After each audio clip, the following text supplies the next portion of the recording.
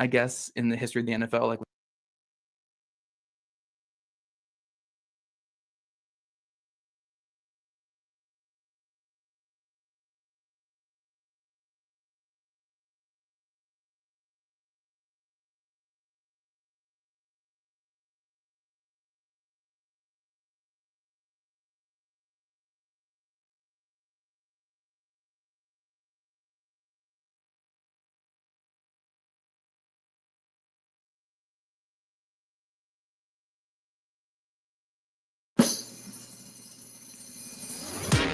Pascal, you are now rocking with that dude Pascal. We be going wild, Haitian in the building, so original. Got the haters catching feelings. Get your hands up to the ceiling and keep them held high, cause St. Louis isn't ready. Forget about it, goodbye. Hold on, we just saying hi.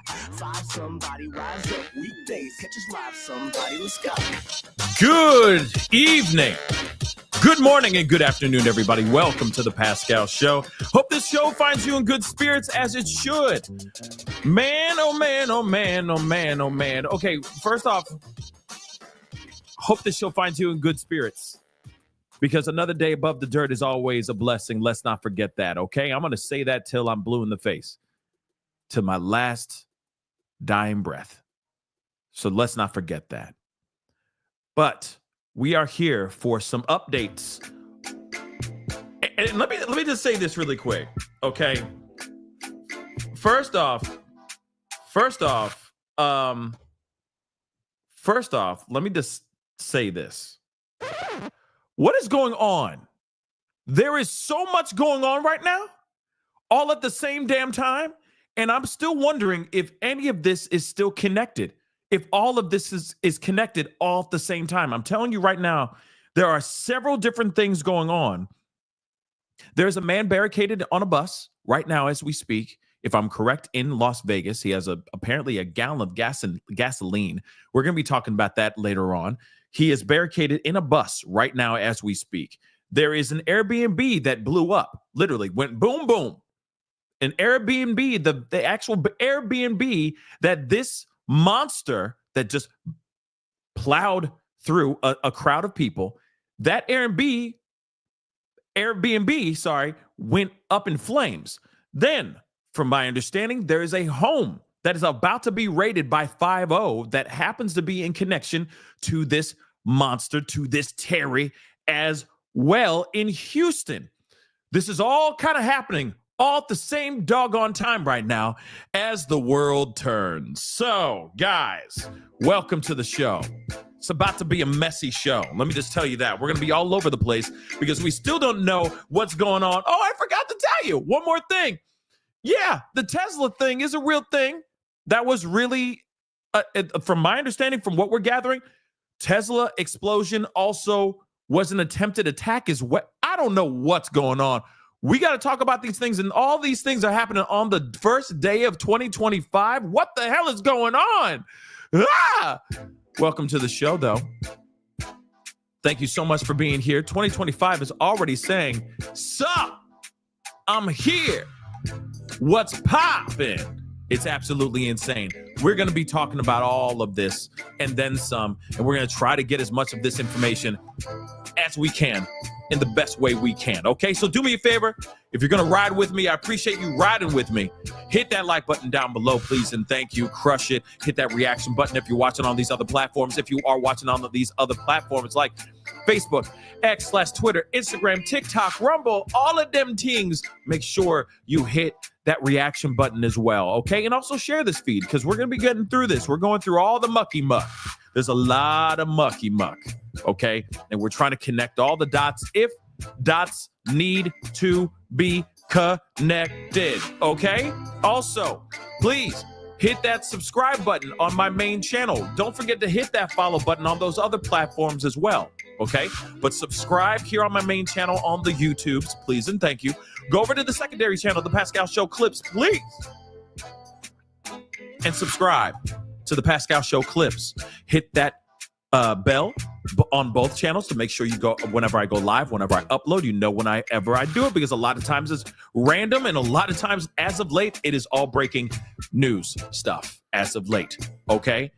A lot of things been popping off, guys. It's been crazy as of late. So make sure you subscribe. Notification bells are on. Hit that join button down below. Become a member. Support this channel. Okay, I mean, just look at the tree. Ain't that pretty? Pretty tree, right? Support the tree. Okay, that's going to be gone like next week. But anyway, check out my Patreon. Check out my locals. Also, do not forget, check out PascalMerch.com. We got some really great stuff over there. Trust and believe the stuff over there is fire. It's fire. So go check it out, PascalMerch.com. Okay, guys. Okay, now I got to breathe a little bit. Because first off, let me just say this. There's so much going on. I don't even know where to begin. We're just going to get started. But as we already know, there is a monster that did this unthinkable thing by the name of, I keep on messing up his name. Hold on. Let me make sure I got his name correct. Okay. Give me 2 seconds. Shamsud Dim Jabbar. Okay. Shamsud Din Jabbar. Now, he is the one who jumped into that car, that electric F-150, found a way around their barricade, right? And then, of course, unalived. Now we're hearing in upwards of 15 individuals. And of course, multiple other people have been injured. He also lost his life in a firefight against the police. Police neutralized him after he did all of these terrible things. Some of the other pieces of information that we understood now is that there were devices that go boom, okay, found not only just in the car itself, but also in various areas in French Quarter. So right around the area in which this attack happened, there were devices found in various buildings as well, which is absolutely insane.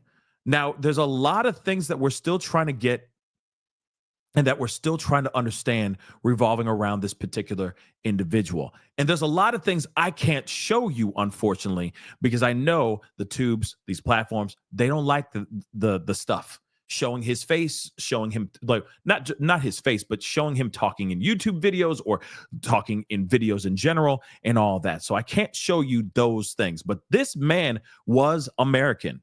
This was an American-born man that apparently converted to Islam, if I'm correct. And from what we're understanding as well, may have been disgruntled because of a divorce.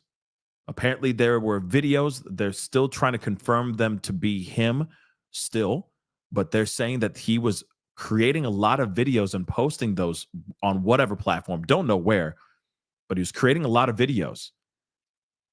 And a lot of them were about his anger about his divorce. I'm not kidding. This is the real deal Holyfield. And apparently he converted to Islam, according to his ex-wife, his now ex-wife. She has since their divorce, remarried. But from what we're understanding, he became radicalized. He converted, and then he started losing his marbles. Not her words exactly. Those are mine. But of course, he went on to do whatever he did. And now we're here. Of course, like I said, the Tesla that went off that went and blew up and all that as well, that happened outside of Trump's hotel in Las Vegas.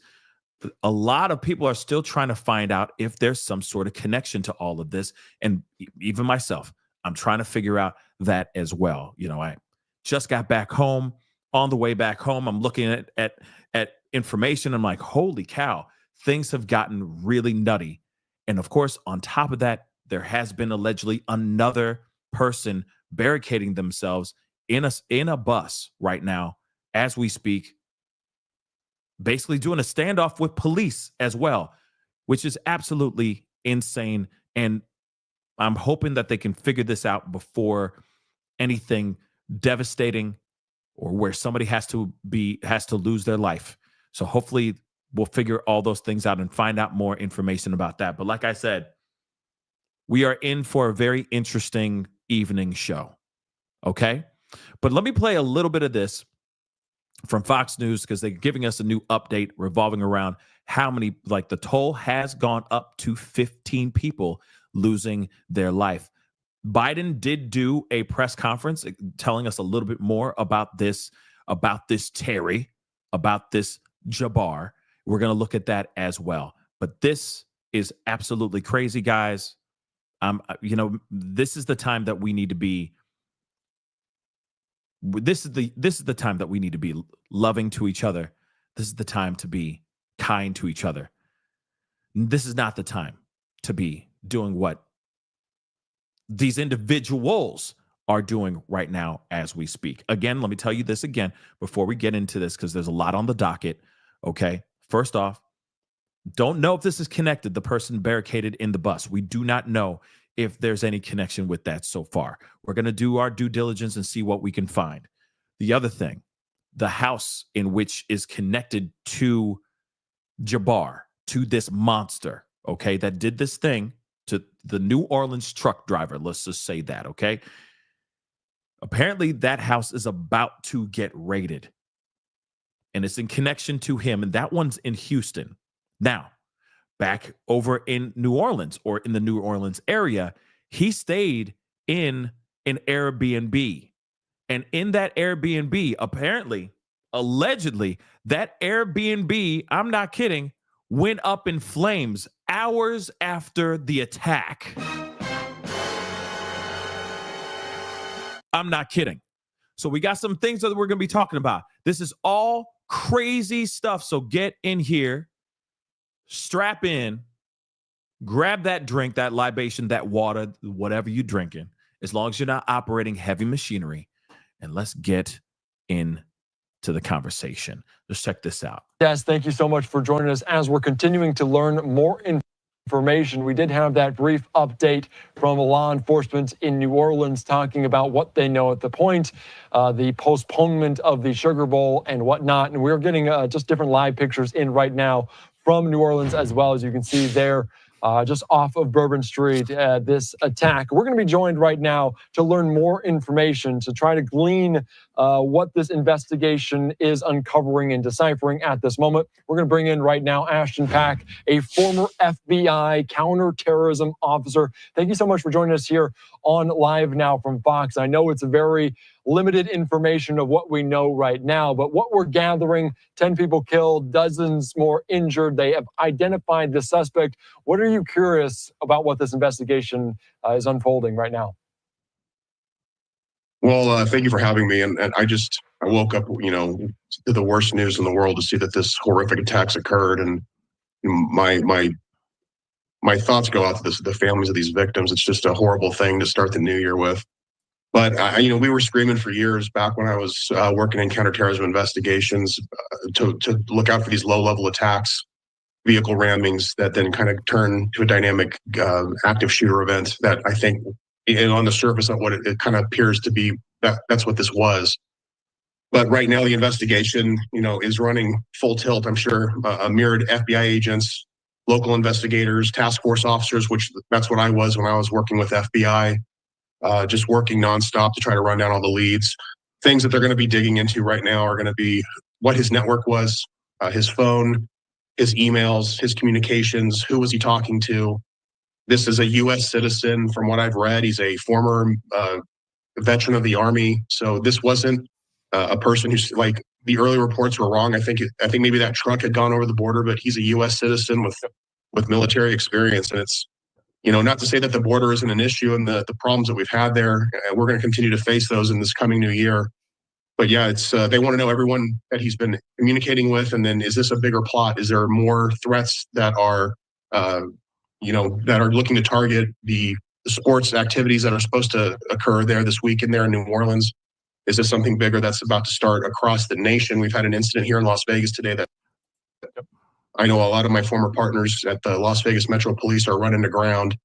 But again, I'm still wondering if there's a connection here, because you got the Cybertruck in flames in Vegas that allegedly took the life of one person and injured 7. Then you have this situation that happened in New Orleans on Bourbon Street, a very popular heavily pedestrian area at a very popular time of night, okay, or time of year, and you have many people that lost their lives that way.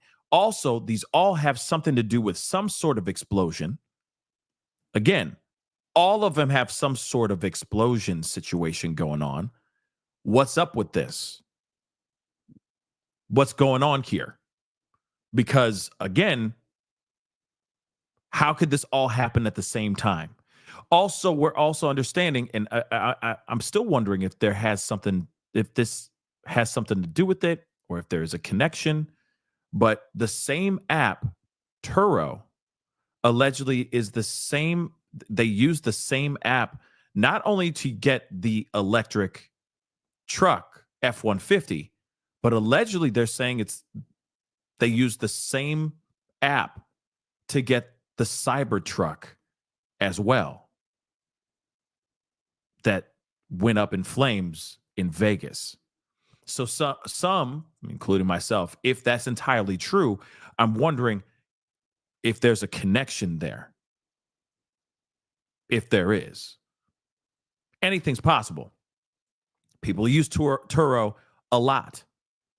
But it's interesting that two electronic cars are being used at this situation in two different situations, and both things have something to do with something going boom boom and also taking people's lives. Let me continue on. I'm gonna scroll up a little bit here, just so we can hear a little bit more, because we got a lot to get into. Okay, guys, please do me a favor, do me this solid, because a lot of you, the last few shows, you guys didn't do much, and I understand. Okay, but all I'm asking for you to do is hit that like button down below. Okay, let's get it to 1K. Can we get it to 1K before the show's over? That would really mean the world to me. All right, please. All right, and then of course, don't forget to subscribe. We're almost at 155. I think it's 155. Yeah, we're almost in the 155K subscribers. So please show some love. Hit that like button down below. It don't cost a thing. It helps the show grow. Okay. And we are growing. The family is growing, which is beautiful. All right. Show some love. Okay. But let's get into this and take a listen to more of this. Regrouping and kind of reassessing how they were going to fight moving. I'm going to roll this back. Sorry. 1 second. Right about here. As they humanly can. Yeah, and you mentioned some of those details there as the FBI and law enforcement. They say they don't believe this driver acted alone. An Islamic State group flag was found in the vehicle's trailer hitch, according to the FBI. I want to ask you about that, because you mentioned the fact that this is a U.S. citizen. They did spend time in the United States Army and potentially inspired by foreign terrorist organizations. How concerning is that? And maybe how frequent is it? Is it a rare occurrence to find this happening? Well, terrorism has kind of been in the shadows in the last couple of years. I think a lot of, you saw what happened in Israel last October, or an October and a half ago. And I think, we always see it as an issue that's over there. My personal thoughts are we faced this in the days years ago of local homegrown, we call them homegrown violent extremists, U.S. citizens who are just kind of infected with this ideological idea set that they have to go and do this on behalf of this false, religious organization that claims to be some kind of a religious front to Islam. So it's not rare. It's happened before. It kind of had a little bit of a lull in the years since things kind of took a little bit of a, they basically were bombed into submission. And I think they were kind of regrouping and kind of reassessing how they were going to fight moving forward. But here it is today, again, a U.S. citizen with former military experience. Not the first time it's happened, unfortunately. Now, one thing I do want to show you right here. Down here says the toll rises to 15 in New Orleans, a terror attack. All right. Just so you guys know. And from my understanding, this is a former FBI counterterrorism officer. If that's what you guys are asking. Some of y'all like, who's the dude? His name is Ashton Pack. And yeah, he is just coming on, giving his commentary and his expertise on everything that is going on. But nonetheless, I mean, of course, there's a lot to dissect, and I might come back, I might circle back and show that video again, so that we can watch the rest of it in its entirety, because I know that we all have something that, you know, we all are curious about this whole doggone thing, to be completely honest. But a few things, of course, we need to discuss. Come on, this is so ridiculous. Hold on, guys. They do not want you to, they don't want us to win. You know what I'm saying? They don't want us to win. All right. But let us talk about this Cybertruck really quick. Okay. Because I know a lot of us are trying to understand what the hell is going on with this. And then, of course, we will get to the Airbnb. I promise you on that, because that is knuckin' futs. All right. I feel like we're watching something straight out of a movie.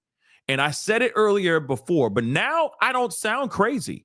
Now I don't feel like I'm wearing a tinfoil hat anymore. In fact, now I feel like I'm just spitting straight facts. Sleeper cells, y'all. Sleeper cell. Like, that's what it feels like. Because you got to remember, this individual, this Jabbar, this monster, American-born individual, okay? And don't worry, numbers. We're going to look at that press conference here too. That's why we're going to get straight into this, and then we're going to go into that press conference, look at the press conference, and talk about that as well. But this is some serious ish. Like, I feel like I'm wondering where Claire Danes is. Okay, I forgot the name of the show, but it was on Showtime. Okay, first 2 seasons were fire until the dude who left and he went to Billions. But that show, okay, like to me, I'm like, wow, are we really watching? Are we really watching a TV show in real life? This is crazy. American born, because some of y'all were like, oh no, he a migrant, immigrants. No, he was born here, y'all. Born and raised in America. He fought for our country, or at least he served. He served for our country for 10 years. Then he went off to live a life. Probably has kids. Got married, probably has kids, all that stuff. Regular ass dude. And then suddenly became radicalized. And then bang. Does all this stuff. Why? We're all wondering why. What? Because he felt some type of way because his wife didn't want to be, his now ex-wife didn't want to be with him no more? Really? Maybe she didn't want to be with him anymore because he went knuckin' futs and lost his doggone marbles. That's the theory I have in my own mind. But now I'm going, whoo, I'm taking down this tinfoil hat because I ain't crazy. I'm not crazy. We're going to talk about all those things and then some. Like I said, this is kind of going to be a messy show because there's so much going on. Just ride with me. Yes, it was Homeland. Thank you. Thank you, guys. It was a good show until homeboy left. You know who I'm talking about. He went off to Billions, whatever his name was. It was good until the show that I stopped watching after he left. But it was good. So now I'm looking at this and I'm like, damn, are we watching the same ish in real life? This is crazy. So, and now all of this stuff that's going on, let me just say this, guys, please be careful. I'm not trying to be a fearmonger. I'm just saying, if it continues to ramp up like this, please be safe. Just be safe. I'm not saying go crazy and do something outlandish. All I'm asking for you guys to do right now is to just be safe. In fact, I think it's very dumb. I'm going to say it. I don't care. I think it's very dumb that they're even remotely letting them do the Sugar Bowl tomorrow. I think that's dumb. If there's this much chaos going on in these streets right now, there should not be no Sugar Bowl right now. Get everybody stitched up, get everybody arrested, get all these mother lovers put together in the same place, get them all detained before you start doing something like that, because they might be planning something big for that too. I'm saying it. I don't care. Okay? So let's get into this. Tesla Cybertruck, boom, boom, outside Trump Hotel in Las Vegas, investigated as possible act of terror. So we already know about this Tesla, but that exploded outside of Trump Towers in Las Vegas early Wednesday morning, taking the life of one person, and apparently it injured 7 other people. Okay, so there was one person in the vehicle.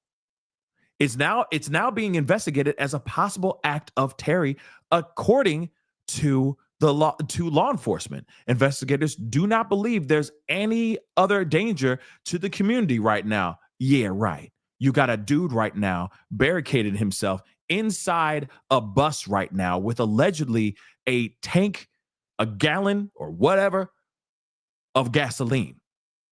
And he's barricading inside the bus as well. And that's going on in Vegas right now as we speak. Now, I don't know if they've handled that situation or not, but I'm being real. Holy cow. Holy cow indeed. So I don't believe them. I'm sitting there going, miss me with the nonsense saying that the community is not, there's no danger. I don't know about all that. But let's continue on, though. We do not believe there's a bunch of folks out here or out there supporting this or helping this. Okay. A person inside the vehicle passed away. 7 others suffered minor injuries. Sheriff Mayhill of Las Vegas PD recently said. He called this situation an isolated incident and said there is no indication that it is linked to the ISIS. So, of course, the sheriff, said gasoline canisters, camp fuel canisters, and large fireworks were found in the back of the vehicle after the explosion, which occurred about 15 seconds after the vehicle pulled in front of the building. And it's unclear how these boom booms went off, he said. And you can see in the video that you can hear all the fireworks going off, and you know what I mean? It sounds like fireworks. It sounds like the 4th of July right inside that Cybertruck. The sheriff said the truck was rented in Colorado and arrived in Las Vegas on Wednesday morning. So they went from Colorado, drove all the way over to Las Vegas, okay? Didn't this dude, I'm sorry, tinfoil hat on right now. Didn't Jabbar get his car and drive, or get this rental, this electric truck, and drive all the way from Texas, Houston, it sounds like, Houston to New Orleans, and then became the monster that he was, became the terror, right? Same thing over here. This car came from Colorado. They rented the truck or the car, this Cybertruck, and drove it all the way to Vegas, and then sets that ish on fire. And it's rented from the same doggone app, Turo. Come on now. Same app, same day. Come on.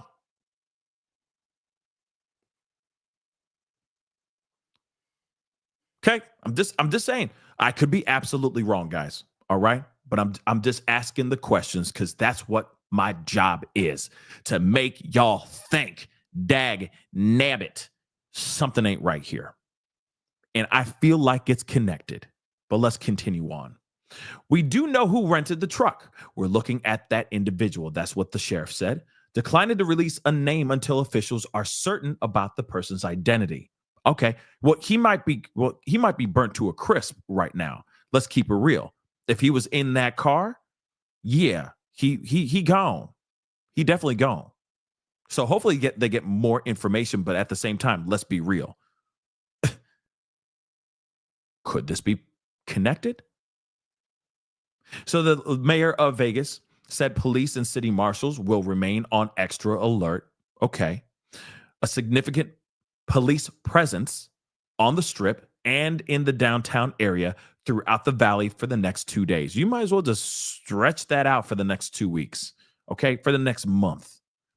Okay? So this boom boom occurred hours after the attack in New Orleans, when a man we already know intentionally drove this pickup truck rented by the same app into a crowd of revelers on Bourbon Street and taking the life of 15 people. Now they are saying it is official. 15 people have lost their life. The FBI said weapons and a potential IED, or improvised, a boom boom device, were found in his vehicle, which was flying an ISIS flag. Okay. So again, very interesting stuff here. I keep wondering, and they have already started to connect the dots. They're saying that the same app that was used to rent the truck that was used in this tragedy in New Orleans is the same app that was used to buy or to rent this Cybertruck. And they took that Cybertruck and drove it across state lines into Vegas. Same thing happened in Houston. They rented that truck. They got in that truck in Houston. They drove it all the way over to New Orleans, and then they planned or they enacted their attack. But we're going to continue on. There's more going on. I mean, for them to sit there and say there's no connection would be insane to me, okay? To me, there seems to be some sort of connection. Just getting the press conference. Let's see. Hopefully I'm getting the right one. Let's get a look at this one, shall we? Let's take a look at this. This is the press conference about the Vegas situation.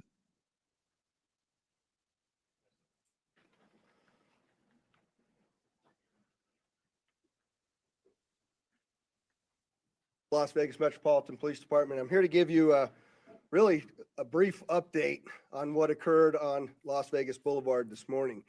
As you know, we just had our New Year's Eve event where we successfully protected the city, where over 400,000 people were here last night. And that changed this morning at about 8:40 when a 2024 Tesla Cybertruck pulled into the area valet of the Trump International Hotel. Very quickly thereafter that, the driver, who was the sole occupant of the truck, we saw what looked like maybe some sort of smoke, and then the truck exploded. Smoke was coming from inside of the truck after we noticed the flash and the explosion, and I'm going to show you that first video. That's the Cybertruck parked right in front of the doors.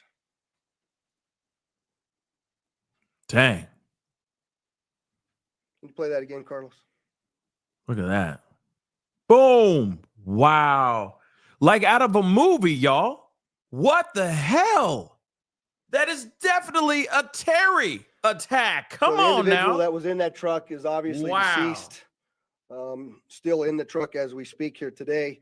Oh my Our God. fire department folks, Engine 12, a number of others. You'll hear from one of the fire chiefs here in just a moment, arrived very quickly along with my officers.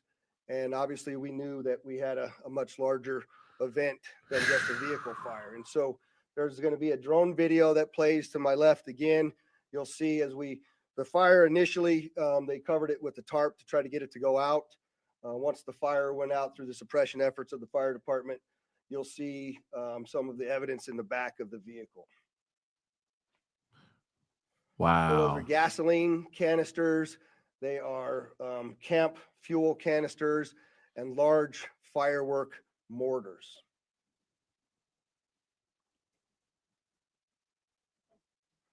What I also would like you to pay attention to on that video, as you see that, it looks like the exterior of that truck is completely intact as it sits there.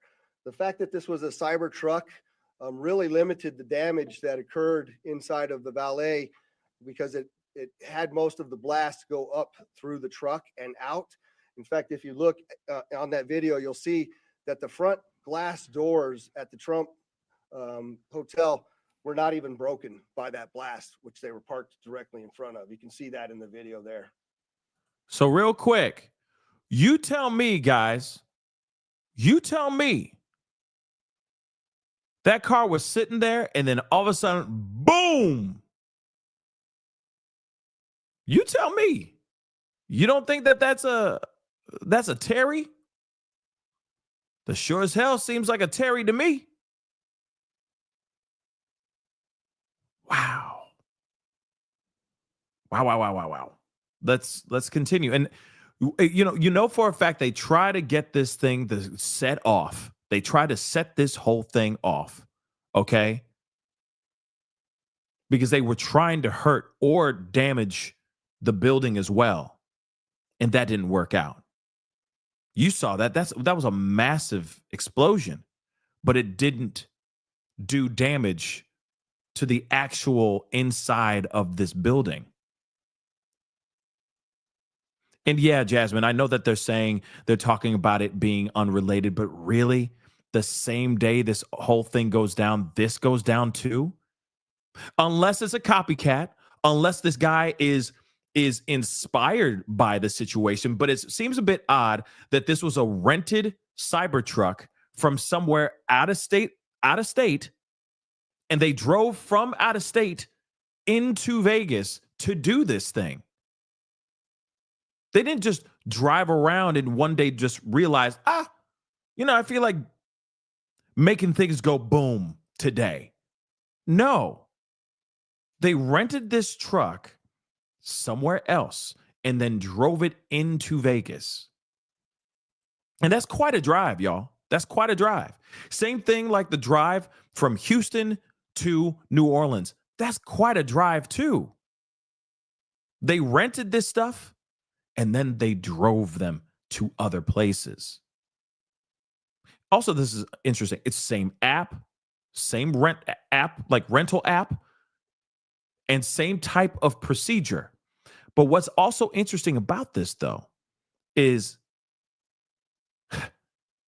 they are doing this in front of Trump's hotel, or at least it's Trump's hotel. That's the name of it in Vegas. They're using Elon Musk's Cybertruck. Do you think that maybe they were trying to make a message, send a message to some people? Maybe. I don't know. But this is very, very interesting. Come on now. You don't think that they're trying to send a message? Elon Musk, truck, Tesla, Trump Tower. Come on now. Come on. Oh yeah, definitely Nicole B. This message did not get through. Let's keep it a bean. Okay? Not a successful message, but the message is there. The message is definitely there. Let's continue on though. Sorry for the interruption, but I just wanted to drop those things in. You can't tell me that this ain't a Terry attack, because this was Terry like a mother lover.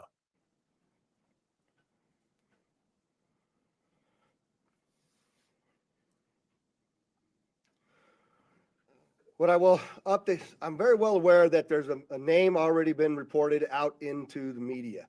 I am not going to confirm any names to you as I sit here today, because I cannot do that with 100% certainty of who the individual is. What I can tell you is we do know the truck was rented in Colorado. We were able to trace that truck through the Tesla charging stations, and it arrived here in Las Vegas this morning at about 7:30 and went up and down Las Vegas Boulevard before immediately pulling into the Trump Towers. Let me just say this again. It showed up that morning. It showed up this morning, guys. Let me repeat that. Let me repeat that again. It showed up this morning. Pulled into Las Vegas the same day that a carnage happens in Vegas. In New Orleans. Come on, babies. There's no connection? Really? Come on. There's no connection. Really? Okay. All right, y'all. Let's get this is Terry. Okay, slathered in Terry. But let's continue on. It's connected. That's just what I believe. It's connected. Let's continue though. Unfortunately, there were 7 people. Sorry. And that she does this girl in the back right here is screaming Nancy Pelosi to me.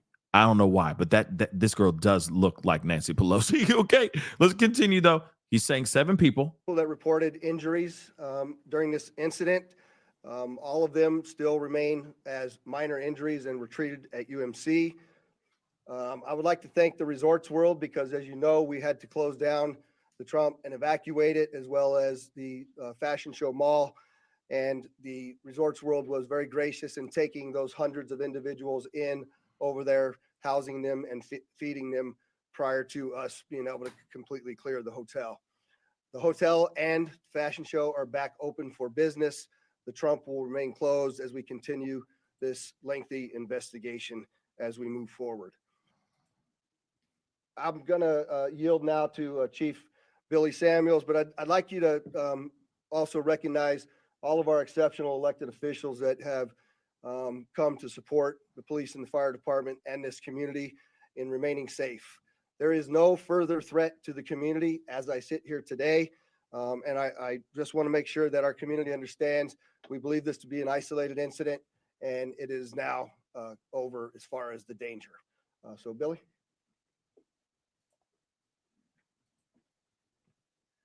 Thank you, Sheriff. I'm going to reiterate some of the stuff that the Sheriff has spoken upon. Engine 12 did arrive within 4 minutes of dispatch, did extinguish the fire with assistance from the sprinkler systems, and along with that electric vehicle blanket that we use on those operations. We did encounter 7 victims, all stable. 2 of them were transported to UMC, who have since been released. They were transported by community ambulance. A total of 13 units from Clark County Fire with 26 personnel, and then 4 units and 17 personnel from Las Vegas Fire and Rescue assisted with this operation. We always do appreciate the support that we get from our hotel partners, as the Sheriff was mentioning with Resorts World. RTC did lend us 10 buses so we can refuge the people that were evacuated from the Trump Tower. Community ambulance for their transportation for us, Las Vegas Fire and Rescue, and Nevada Division of Emergency Management. And we do appreciate their support, so we can't do that without them. And like the Sheriff said, last night was a huge success, but we are prepared for whatever comes our way. So thank you for that. And I will turn this over to Special Agent in Charge, Jeremy Schwartz. Good afternoon. My name is Jeremy Schwartz. I'm currently the acting special agent in charge for the FBI here in Las Vegas. The FBI is currently conducting an investigation on a vehicle explosion, as the Sheriff had just shown you a little bit ago. That's being conducted through our JTTF, which is a Joint Terrorism Task Force. I want to make sure everybody understands that the task force is comprised of law enforcement officials from the entire valley here. We're not doing anything alone, and we wouldn't do anything alone without our partners, making sure that we're all in lockstep. We've learned from mistakes in the past, and we're not going to do that again. We have a great relationship with our law enforcement partners, and we're going to continue to do so. As of right now, our number one goal is to ensure that we have the proper identification of the subject involved in this incident. Following that, our second objective is to determine whether this was an act of terrorism or not. I know everybody's interested in that word and trying to see if we can say, hey, this is a terrorist attack. That is our goal, and that's what we're trying to do. We have a ton of resources dedicated to this right now. And again, we're doing it with our partners. We're doing it together, jointly, and we'll continue to do so until we figure out exactly what's going on. I think most importantly, as the Sheriff already mentioned, we believe this is an isolated incident. We do not believe that there's a bunch of folks out there supporting this or helping this, and we don't believe that there's any other danger to the community right now. But again, over the next few hours and days, we will continue to do our best to research that as much as we can and get to the bottom of this, and we won't stop until we're 100% certain as to what happened and why. Thank you. Okay. I think we got the gist of it. But what's interesting to me is that they believe that there's no connection and that this is not a Terry. Now, let me tell you this, okay? This is a Terry. Sorry, not sorry. Okay, you can't do all of this all at the same time and suddenly say that these things ain't connected. Okay, there is no way that you can't sit there. The whole thing went off The person never left the car, y'all. The person never left the car and the whole thing went off. Please. I understand they don't want I'm talking about them right here. I understand they don't want the public to start losing their minds, getting scared out of here. Okay? I get it. But at the same time, this is connected. Okay? This is connected. There's no way you can tell me otherwise until they show me, yeah, therefore it's not connected. But I don't see that, y'all. I don't see that. All I see is a lot of coincidences, a lot of links, a lot of things that are connected. You're telling me this dude, this Jabbar dude, okay, this monster drives from Texas to New Orleans, does this thing the morning of New Year's Day. 4 hours later, a couple hours later, he drove, by the way, they drove from different states, but it's like they all had this planned. They said, hey, we're going to get into this car and we're going to go to our designated spots and we're going to do our designated is. And we're going to make these designated is understand what the hell is going on. That's what it feels like to me. That's exactly what it feels like to me. They all got the word. They were told to do what they did, and that's exactly what they did. They rented those cars. They drove to their respective locations and did what they needed to do. And you never know. Maybe homeboy in the Tesla was thinking, oh, wait. Damn, he did it already. I got to go and do my thing too now before they start stitching everything up. Maybe it was a rushed job. But you cannot tell me, after seeing the footage of the actual Tesla going boom, boom, you cannot tell me that this is not a Terry. You can't. You just can't. 2 electric vehicles driven to 2 different places, driven cross state lines, rented from the same app. They both do unthinkable things. One actually had devices that go boom in the car. They just never went off. And then, of course, there was boom devices found in areas in French Quarter as well. But then you have a Tesla, same thing, driving cross state lines, rented from the same app. An electronic car as well, pulls up to Trump's hotel in Las Vegas early in the morning, and then boom, it goes off with the driver still in the doggone car. Come on now.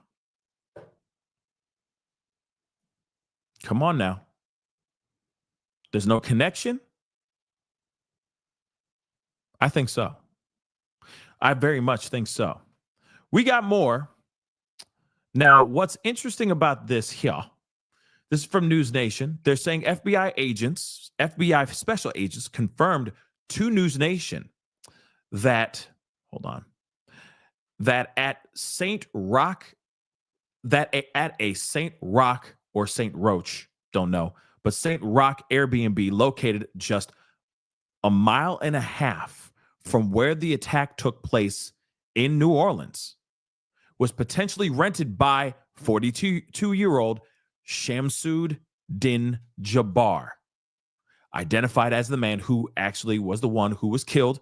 And of course, he was the one who tried to run down a whole bunch of people, or he did run down a whole bunch of people, causing a lot of carnage, etc. They are now saying that this particular Airbnb went up in flames hours after the attack, using boom devices as well.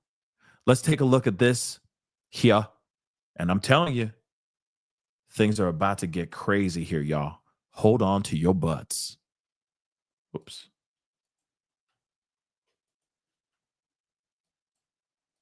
Back to New Orleans and continue our breaking news coverage. We have News Nation correspondent Alex Capriello now. He's been there for quite a while now, and you're near an Airbnb that was ablaze this morning. What more can you tell us about how this could be connected to everything that's happened on Bourbon Street?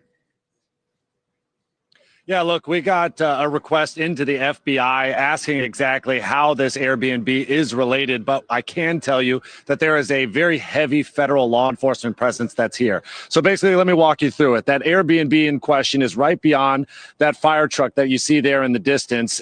Since about 6 o'clock this morning, federal investigators as well as local law enforcement have been here on this street checking out that Airbnb in question. Speaking to some of the neighbors who actually live here, they tell me that they were evacuated very promptly at around 8 o'clock this morning. New Orleans Police Department coming, knocking on their doors, asking them to get out as quickly as possible. Not an ultra urgent message, but definitely a very strong message that we need you to clear your houses immediately. So they've been out of this street for more than 8 hours or so as they await to get word that they can actually get back in there. And that's a big concern for some of the people that are living here because they have medications that they have inside that house. They have other belongings that they need to get to. But right now, it is a completely closed off street for this federal law enforcement investigation that's happening. So far, I've seen FBI, I've seen ATF, I've seen the Department of Homeland Security all on scene here, not to mention New Orleans Police, as well as the Orleans Parish Sheriff's Department. They're all here, and so this is very much a serious situation as they try to connect the dots. Obviously, the big question is whether or not this was a location that the suspect used potentially to create or to store some of those IEDs that have been in the news. Again, that is still waiting that official confirmation, but that's the line of thinking that many of these neighbors have.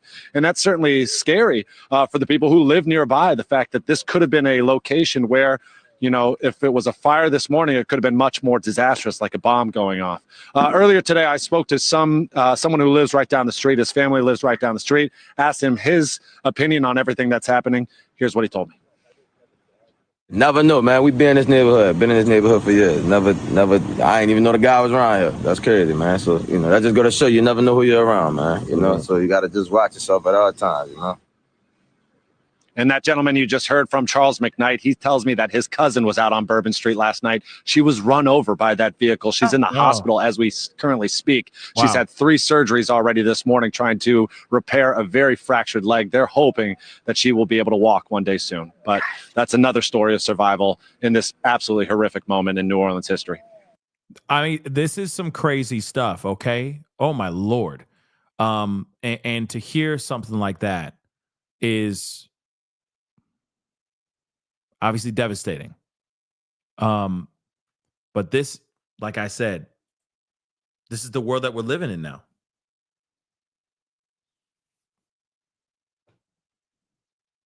This is the world that we live in. Okay? This is absolutely the world that we live in now. And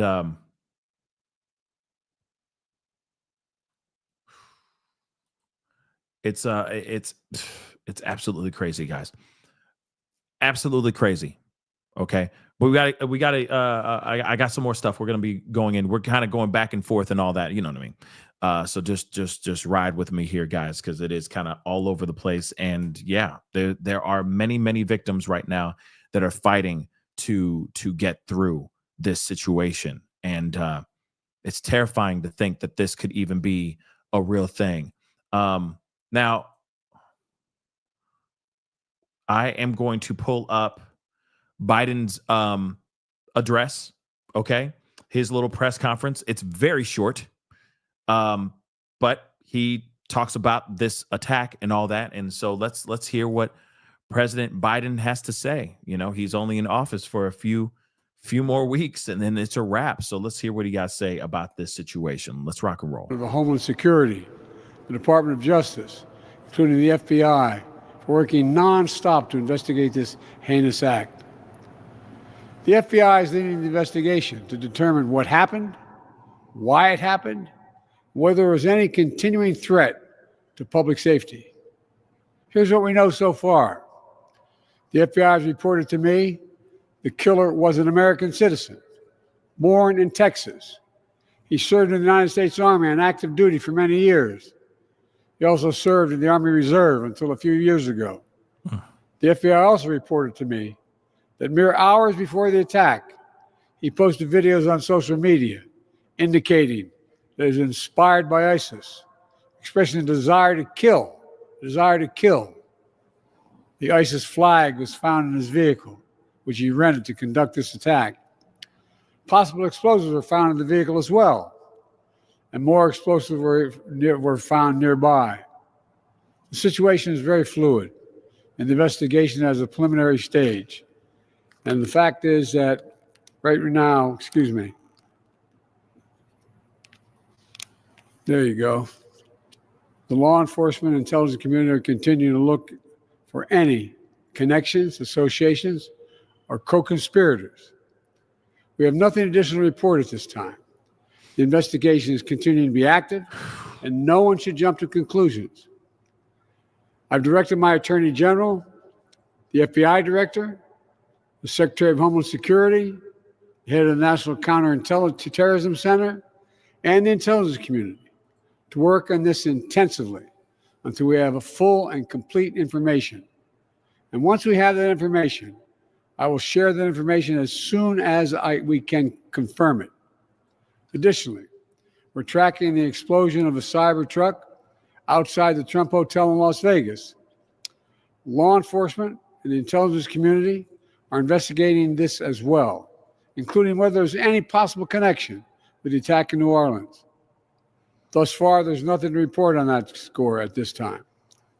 I directed my team to make sure every resource is made available to federal, state, and local law enforcement to complete the investigation in New Orleans quickly and to make sure there is no remaining threat to the American people. And we'll support the people of New Orleans as they begin the hard work of healing.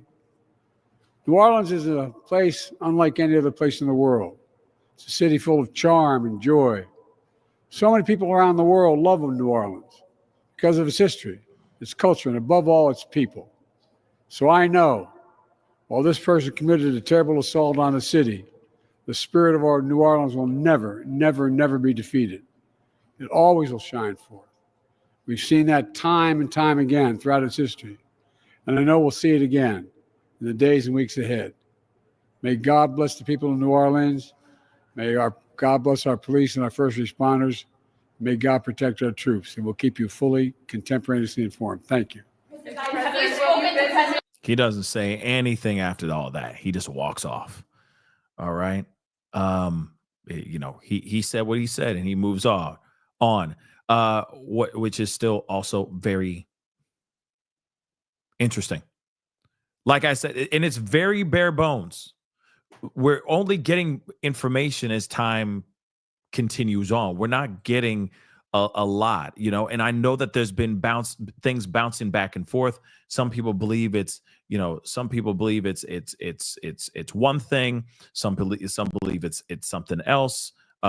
Meaning they believe it to be like it being something like that they believe that suddenly it's not that he did this on his own.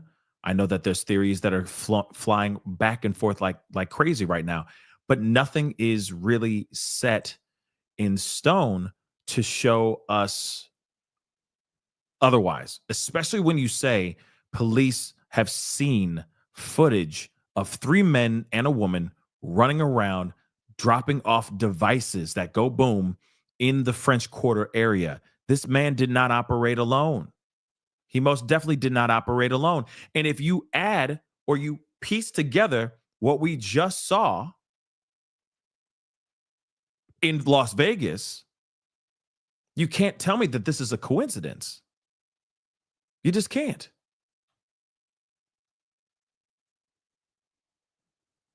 That's just insane to me. So,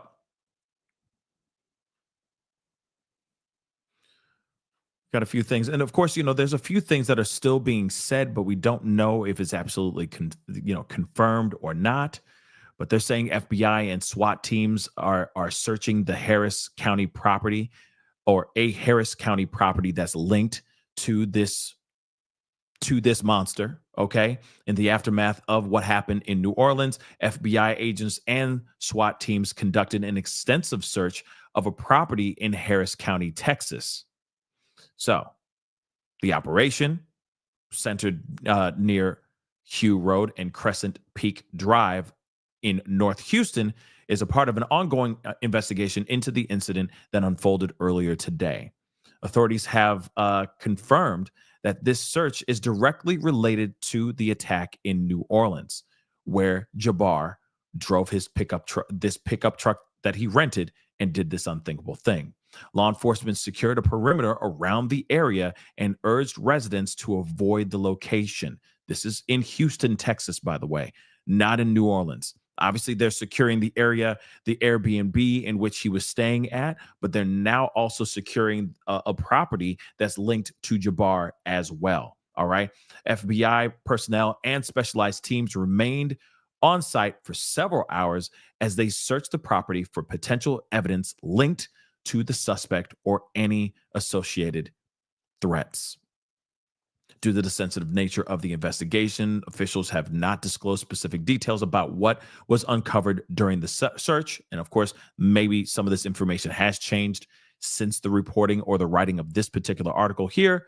However, the FBI emphasized that public safety remains their top priority and thanked the community for their cooperation. This incident underscores the collaborative efforts of federal and local authorities in addressing national security concerns and preventing further threats. Okay, and then of course, this is still ongoing. We still don't know everything as of yet. And when that information does come out, we will definitely be talking about it. Okay, but like I said, this is all still breaking information. We still don't know, everything as of yet. Okay.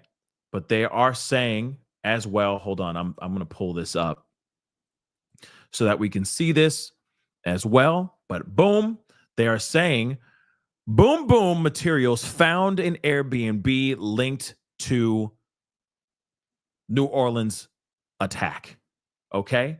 So federal, state, and local law enforcement agents are following leads that tie an Airbnb rental to the suspect involved in this attack.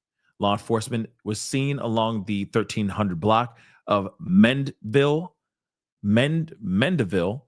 Street, okay, after a small fire broke out around 5:30 a.m. Let me just pull this up. In the suspected Airbnb property. Fire officials evacuated nearby homes and called the ATF, which deployed boom sniffing dogs to the scene. Sources confirmed to WVUE that specific type of materials that make things go boom were found in the residence. Residents in the neighborhood were stunned by the sudden influx of law enforcement. They said they found certain type of materials in the yellow house and wanted this squad to look it over. All right. So while this area became the center of law enforcement activity just a mile away, French Quarter tourists like Paul and April McGee were cutting their trip short amid rising concerns. It's absolute insanity. This is what Paul said. New Orleans residents expressed disbelief over the events that have shaken the city, shaken the world, to be really honest. Okay. I think it's crazy. People are frustrated. Their mind is gone and they want to take it out on innocent people. This is what another person from New Orleans said.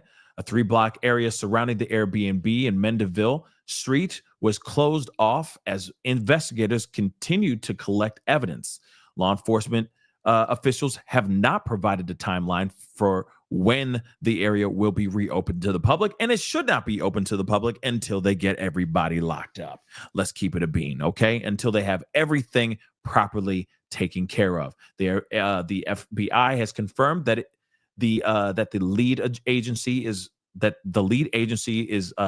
is in the ongoing investigation into this deadly attack, which has claimed, which we now know, 15 people and has injured more than 30 others as well. And you just heard from News Nation, where they were saying, hey, there's somebody that we were just talking to, and that particular family is praying for the safe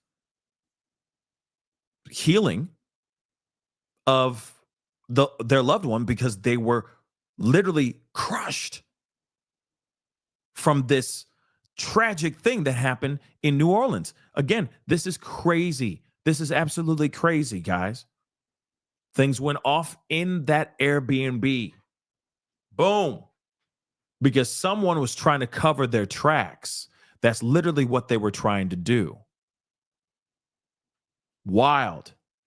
Like this is from like some crazy Bond movie or something like that. This is absolutely insane. And there's still so much more to process. We got a lot to look at. So hold on one second, guys. Please do me a favor. I know I see a lot of super chats. We're going to get into those too. There's also a tweet here, or an X post or whatever, that I want to check out or look at as well. But I will say this now, and I will say it before we read it as well. Don't know if this is 100%, but we are going to read it nonetheless, because I am quite curious about this information. But before that, first things first, all right? Hit that like button down below, please and thank you, okay? Please and thank you. All right, that would be amazing. All right, woo, we are past 1K. That's amazing. Thank you so much. Let's get it to 1.6. Why not? You know, for ish and giggles, 1.6. Okay, check that out. Okay, please and thank you. Okay, hit that like button down below. Definitely do not forget to subscribe. We talk about a lot of things, okay? Everything from pop culture to true crime to a little bit of politics every once in a while, if it seems fit. We talk about everything and then some, all the mucky muck and in between. And, you know, obviously we have been covering a lot of Diddy stuff as of late, but this is very important, okay? Because we need to be safe out here. And these things make me nervous about those who are traveling back home, people who are jumping back on planes, etc. I'm sorry, but I'm just saying those things because I want everybody to get home safe. All right. We've been seeing a lot of crazy stuff that's been going on as of late. Have we not? Birds flying into engines and stuff like that. So all I ask, okay, just get home safe. If you are traveling back home for this, you know, you got done with your break, holiday break and all that, just get home safe. And of course, still big events are going on. Still things are going on over the next couple weeks. Please keep your head on a swivel. Be vigilant. Please be safe out there. Okay. Just need to get that off my chest before we continue on. Nicole B, welcome back, I think, to the membership. Callie, welcome to the family. And Louisa, thank you so much for becoming a member. And Diana, welcome to the family as well. Welcome to all four of you. I appreciate you guys. And just like those four, consider becoming a member by hitting that join button down below. I can prep too. Thank you so much. Happy New Year's, Pascal Wags. Oh, thank you so much.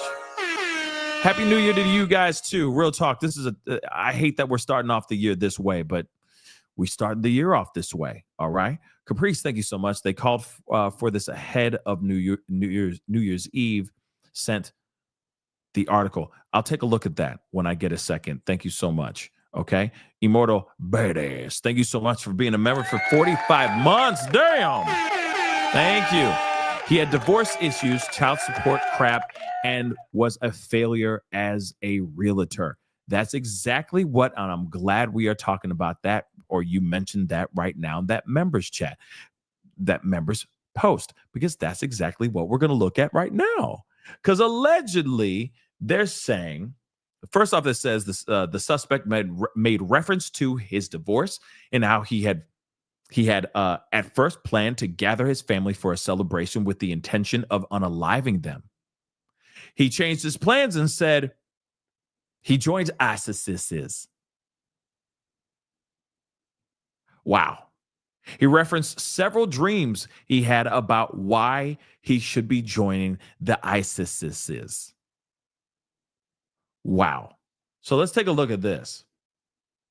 Let's just take a look at this. It says the suspect in New Orleans attack made a series of video recordings before Wednesday morning that law enforcement is currently reviewing, according to multiple officials briefed on the investigation.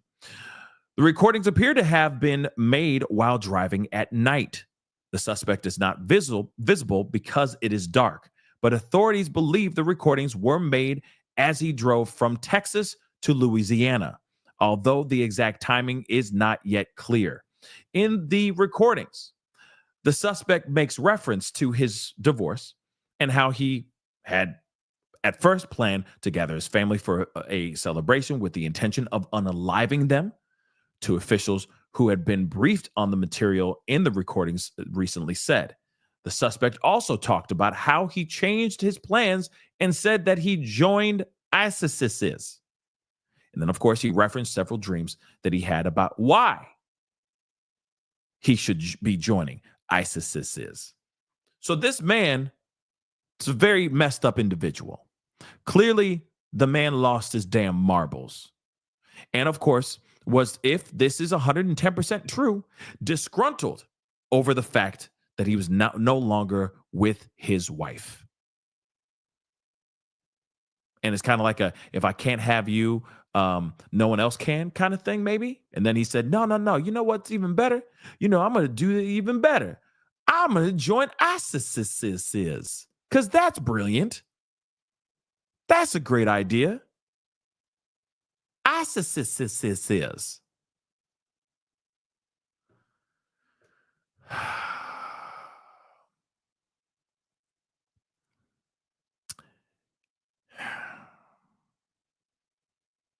You can't make this up. She left me in the ISIS. Come on. No. I know it's ISIS. Come on, man. I'm just trying to have a little bit of fun with this ridiculousness. But here it is. There is something more to this, which is really frustrating. Okay? They do have footage of this car, and we got to see this.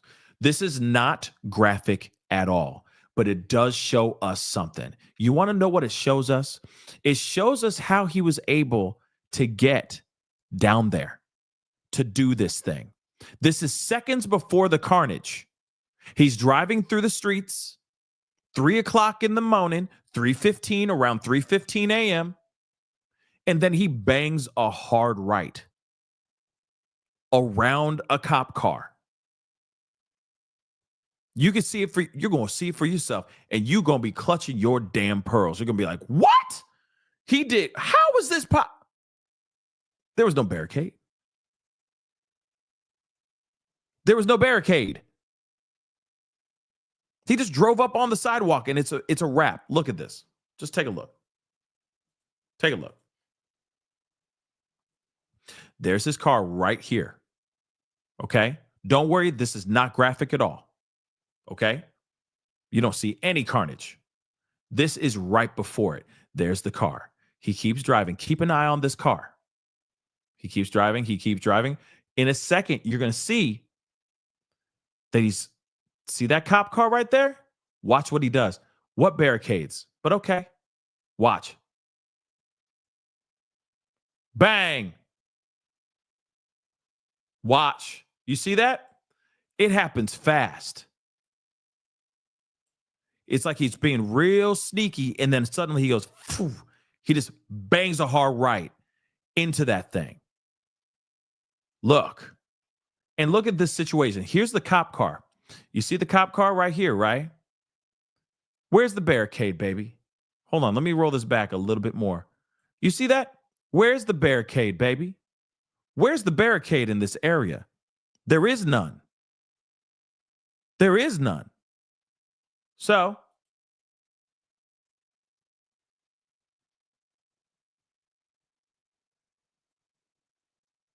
And it's almost like he knocks some people over. They all kind of, whoa, you know what I mean? And then he starts booking it down the street.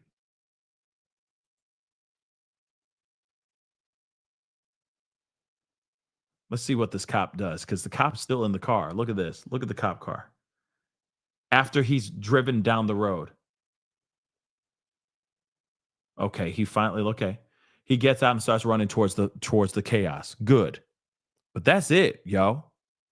Can you believe that?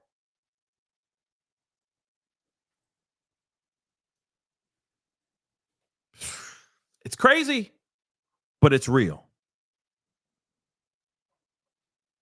It's crazy, but it's real, y'all. There's no barricades. It's just a cop car sitting parallel on the street. There's nothing protecting either side of the street. Those sidewalks, those are wide open. Wide open. He just bangs a hard right, takes the sidewalk, and then goes down there and does his thing. It's so frustrating, y'all. It's so frustrating. We got, like I said, we got a lot more to look at. We're gonna be looking at those things in just a minute. But I got some super chats and all that I got to get into here real quick. All right. So, Diana, thank you so much for gifting 1 membership, and welcome to the family. Whoever just became a member, also Heather, thank you so much for gifting members. New memberships. Welcome to the family. All 5 of you guys and all 6 of you guys. Okay. These 2 individuals just gave you some love, some positive energy. And right now we need it more than anything in the world. All I ask is to pay it forward. Open the door for somebody. Do something nice for somebody. All right. We need more positivity in the world. Okay. And I appreciate you both for gifting these wonderful people new memberships. Okay. Savannah, thank you so much for being a member for the past 18 months. I appreciate you. The message isn't received because if I wasn't following this channel, I would have never known about these incidents in New Orleans or Las Vegas. Well, first off, thank you so much for saying that. Okay. And thank you. This is what I do. This is why we're here, to have these conversations and get the info out here for all y'all to know what's going on, especially those who are living in those areas. But no matter what, this could very well be a foreshadowing of something terrible to come in the near future, God forbid. But like I said, if all of this is connected, then you never know. You never know. Paul, thank you so much for the love. I appreciate it, all the way from down under. Appreciate it. Both cars rented from the same rental app. Apparently, yes, that's exactly what they've been reporting. We talked about that earlier for sure. 504 Empress, thank you so much for the love.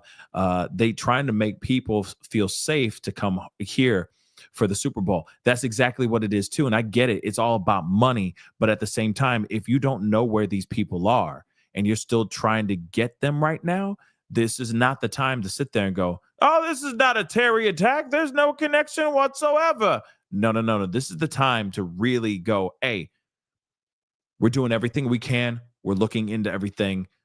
Not sit there and say things for optics. So just so you can continue for that city to continue securing the bag. Let people make the decision for themselves if they want to get out there and be in that area while things are hot, right? Debbie, thank you so much for being a member for the past 26 months. I appreciate you. Poll Pascal. Poll, please. Okay. I'll think about it. Thank you, Auntie Ray. Appreciate it. 504. Thank you again. We had another explosion here that the day before. Wow. That's crazy. That's crazy. I didn't hear anything about another boom, but that's news to me. Okay. Heather, thank you so much. Insane in the membrane. Indeed. It is absolutely crazy. Paul, thank you so much for the love. Is it true New Orleans guy was bragging on social media days before? Haven't heard anything about that. If that is true, That would be news to me right now. I haven't heard anything of that sort. Kathy, thank you so much for becoming a member. I appreciate it. Heather, thank you so much for the super sticker. I appreciate it. S-Dubs, thank you so much for the love. I bet the fire at the Airbnb was a distraction for downtown New Orleans. Yep, spread the love and hit that thumbs up. Abso-freaking-lutely. You know what? That's a good point. I feel like it was not only it going off like that, not only were they doing it for that, but I think that they were also trying to get rid of evidence. That's what I think too. Okay. But yeah, while they're destroying evidence, they're also distracting 5-0 to be over there to try to take out a fire and stop this thing from doing what it did, right? So that's possible as well. Janine, thank you so much for the love. I'm from Louisiana. I'm having a hard time with all this. All I can do is pray and be informed. Thank you for always being here, Pascal. Of course. Of course. It's an honor to be here. This is, we're here to talk about this stuff, but 100%, these all are connected. That's what I think. Now, I don't know about the man barricaded in a bus. I don't know about all that. But the Vegas thing and this thing in New Orleans, I'm sorry. I know this is just an educated guess. All right. This is just me shooting from the hip, but I truly believe that this is connected. I truly do believe. These are both Terrys. They're both connected. That's just what I believe. But there is a little bit more. We got a bunch to look at. So we got to look at that. But again, some of the information is still very wonky. Okay. And so we need to be mindful of the information that we are receiving, because there's going to be people out here throwing out anything out there just to get some clicks or some views or making some things up for sure. But one thing I do want to share with you guys that it does aggravate me, because this was posted about 33 minutes ago, and I think it's absolute trash. I truly believe that they should not be doing anything with Sugar Bowl. I think that they need to push this to next week or push it to this weekend or something. Yeah, you might lose some money, but at the same time, safety is everything. Safety is key. Safety is the first and foremost, most important thing. But they're saying Sugar Bowl will be extremely safe. Come on now. But have patience, council member says. Like, come on. Stop it already. Sure. Okay.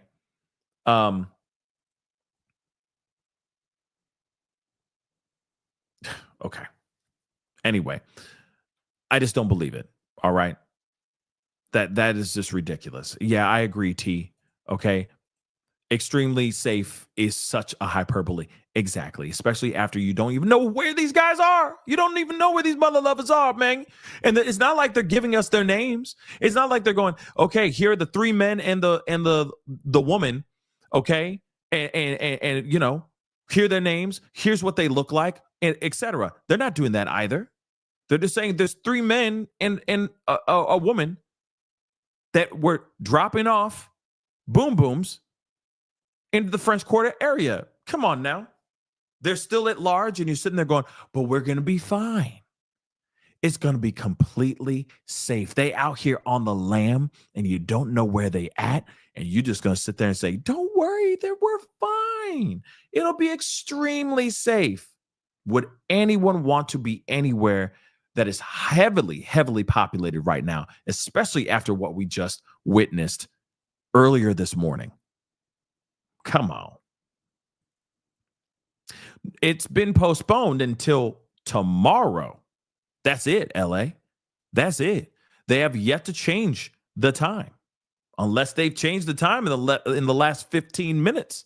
They are still saying the show must go on. Okay? But this is interesting. Teen who left friend 10 minutes before attack is desperate to find her. A New Orleans teenager left the celebration, the New Year's celebration, about 10 minutes before this whole deadly attack. Okay, but without a friend, without the friend she has yet to find. So there is someone, okay, she is trying to find her friend, Isis. Huh, that's interesting. Her name is Isis. But Isis Montrell, 17, said tonight she has done extensive legwork to find Destiny Thomas. She's 18 years old, to no avail. I managed to get away 10 minutes before it happened, but my friend was still out there. And she still hasn't come home yet. She described Thomas as 4'11", no more than 130 pounds, and someone who has a really nice smile. Montrell shared a photo, and of course, she's trying to find her friend, okay? Notre Dame coach says we're hurting for all those affected because, of course, they are all getting ready for this Sugar Bowl that's happening tomorrow. You see what I'm saying? They still planning on doing this game tomorrow. We talk about football. We need to continue. Football's about life. Football's a whole lot about life. We need to keep playing this football. Still happening. Still happening, guys. Foosball's still happening, y'all. Unbelievable. But we got more. We got more. And we're going to take a look at all this. Let's take a look. Brian Enton is in New Orleans as we speak. Let's take a look at what he has to say and what he's found while he's down there. I'm Brian Enton. We're live from the scene of this morning's New Year's Day terror attack in New Orleans, where the Sugar Bowl was supposed to be held tonight. And the Super Bowl is going to be in New Orleans in just a couple of weeks. A lot of people are in town from all over the world right now. Should these events still be held here in New Orleans? Are people actually safe? These are questions people are talking about right now in the streets. Joining me now is former New Orleans Mayor Mark Morial, and we've also got New Orleans City Council member Oliver Thomas with us tonight. I appreciate you both for being with us on such a just terrible, terrible day in your city. Mark, I want to start with you. I mean, how do you answer people when they ask that question? If they're going to be safe going to this Sugar Bowl game tomorrow night or to the Super Bowl in February? I think they will be safe. New York experienced 9/11, and no one asked whether New York would be safe to visit or to host major events after 9/11. I do think that the city leaders will need to assess and fortify and communicate that fortification to the public to create a sense of confidence that whatever holes existed in the security system in New Orleans around the French Quarter or busily traveled areas have been rectified. So I believe, yes, New Orleans will be safe. And I think what we should recognize is this tragedy could occur in any American city.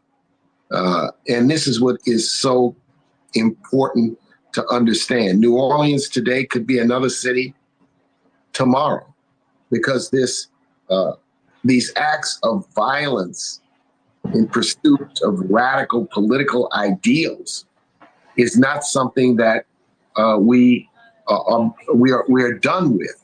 It is still extremely real, and communities like New Orleans, I think New Orleans has come back from so many challenges over the years: hurricane, floods, murder rates that are off the charts. New Orleans is a resilient, strong city, and I have confidence that the leadership will respond. And this is what's important: respond and ensure that the people of New Orleans are going to be safe and the visitors are going to be safe. Yeah, and you make a good point, Mark. I mean, people in New Orleans are survivors. Even tonight, people were out riding bikes, walking around saying, we're not going to let some terrorist, ruin our New Year's Day, which might sound kind of crazy, but it was kind of inspiring to see. Oliver, I want to ask you, though, and Mark brought up some of the pitfalls here, specifically with the barriers. I mean, people are watching this saying, how did they decide to do construction on the barriers that would have kept people off of Bourbon Street, cars, on New Year's Eve? It doesn't seem like it makes any sense, Oliver. I mean, did you know about this? Were you surprised? Well, for me, this can't be about bollards, and it really can't be about a special event. For me, I've been at the emergency room in the hospital since 6 o'clock this morning with the officers and family members and victims. This has to really be about them and the fact that those heroic law enforcement officers put themselves in the line of battle to protect us so that thousands more and hundreds more weren't hurt. Now, when you talk about this city, look, those ballots were faulty. This person, even if ballots would have been there, would have driven around the ballots, put their tires on the sidewalk, went around the police car. So a lot of people can Monday morning quarterback, but for me, this is one of the most resilient cities in America. I remember when Ted Stevens, the senator, questioned whether we should rebuild after Katrina. So it's the same city that former Mayor Mark Morial and President Urban League was mayor of that have come back from malaria and the 1927 floods. And me, when I lived in a shelter with my family in Hurricane Betsy, and then 80% of the city underwater after Katrina. So this is not about hosting an event, a football game, or a party. This is about a cultural mecca in a historic city, iconic city called New Orleans, and the fact that not only will we survive, we're going to come together around this and we're going to be stronger because of it. Hey, thanks for watching. Go. Oh. Okay. Okay. First off, yes, every city is something strong. Let's be real.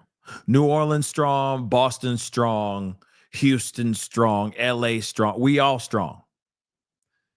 But at the same time, I also believe that timing is everything. And sure, the show must go on. The games must continue. But at the same time, the fact that it's like, no, we need to continue. We need to play these games. No, man. Like, you can miss me with that nonsense. It's too soon, in my personal opinion. 9/11 happened, and places were shut down for weeks. Now, I'm not sitting here saying that things need to be shut down for weeks because of this. But at the same time, it's almost as if they don't even give a damn about the victims, the victims' families, the 30 some odd people that are still fighting for their lives in hospitals right now. Let's not forget the ones that lost their lives as well. 15 people so far. And the number could go up even more. What about that? What about that? Sure, they'll do a moment of silence. Okay? And then they'll play ball. But you're still putting people's lives at risk when you have these individuals still at large. These people are still at large, y'all. That's it. These people could have a whole plan to attack that event and then some. I get it. I'm 100% with the whole thing that life does need to go on. But this happened today, guys. This happened this morning.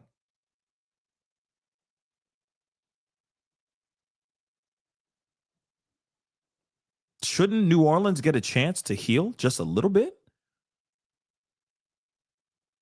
They haven't even finished washing the blood off the streets, guys. Real talk.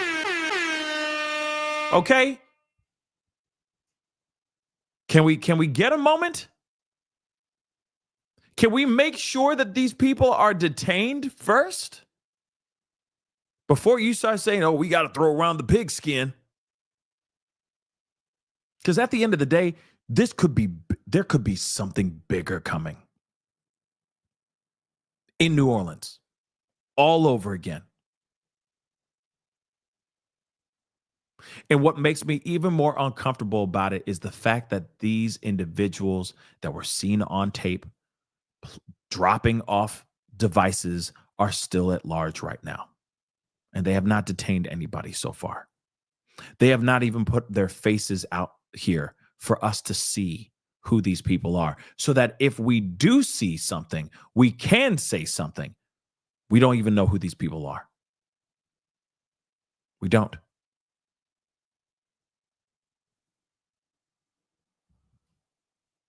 This ain't cool, y'all. This ain't cool. And it makes me very, very nervous.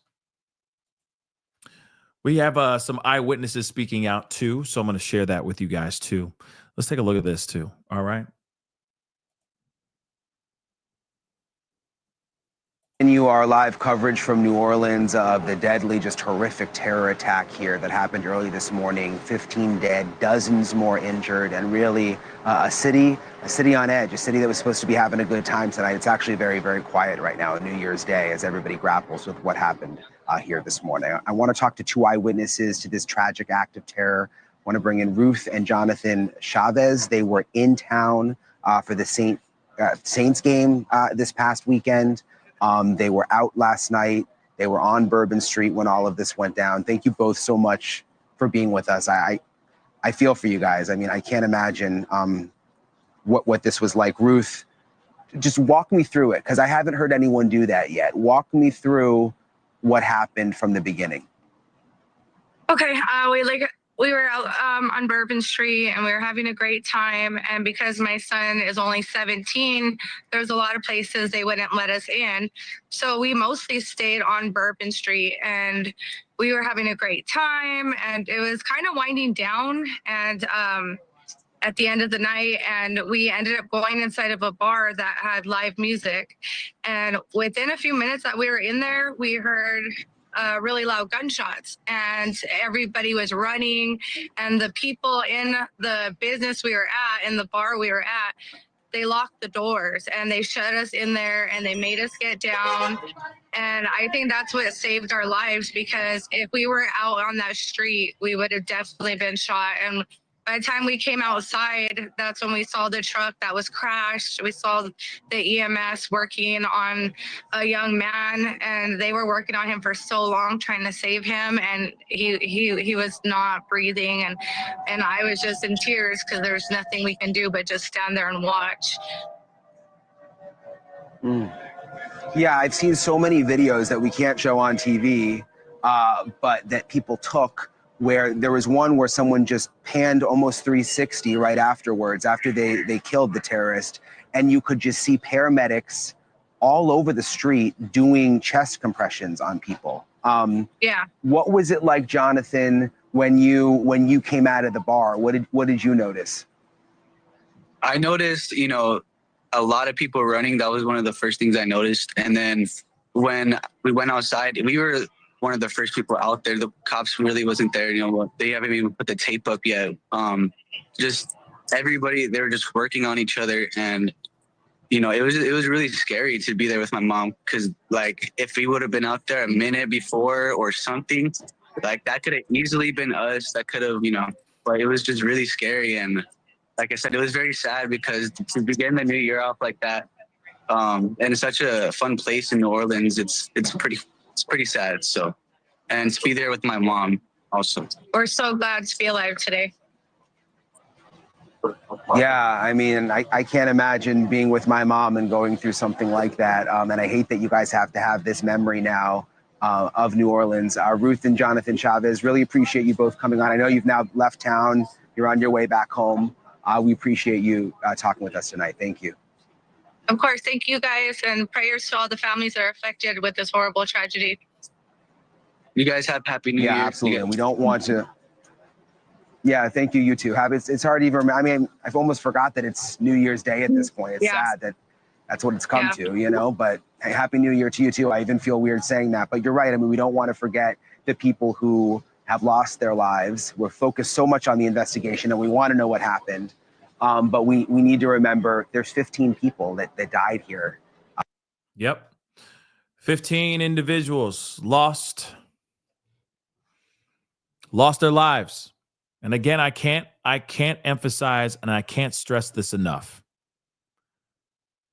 until we actually have more clarity and until we actually know where these monsters are, until they're actually detained, I feel like any massive activities involving massive groups of people going in one area to go celebrate or to spectate an event, I feel like this is not the right time to do that. Now, I get it. It's money, and it's all about money. And they all sit there and go, oh, it's going to be fine. It's going to be fine. You know, there's going to be a heightened sense of security. There's going to be more security than you've ever seen before. Sure. That doesn't do a damn thing. Because those assailants, those perpetrators, those co-conspirators, those monsters are still out there. And we need to get those guys detained before we can actually go running around and doing God knows what. Because I'm telling you right now, that event in Vegas, that event in New Orleans, and God knows what else is going on in the world right now as we speak, all of those things are connected. There's no way that those things are not. And I will still continue to feel that way until we see something otherwise. And I get it. We need to hear the proof. We need to hear the information and the evidence from law enforcement. But at the same time, I feel like we are not dumb. We were born during the day, but we weren't born yesterday. So you can't try to hit me with some nonsense of, oh, yeah, this is not a Terry attack. No, it definitely is. That was an attempted Terry attack in Vegas. What we just saw in New Orleans is definitely a Terry attack. Absolutely. Without a doubt. Lisa, thank you so much for the love in Australia. Appreciate it.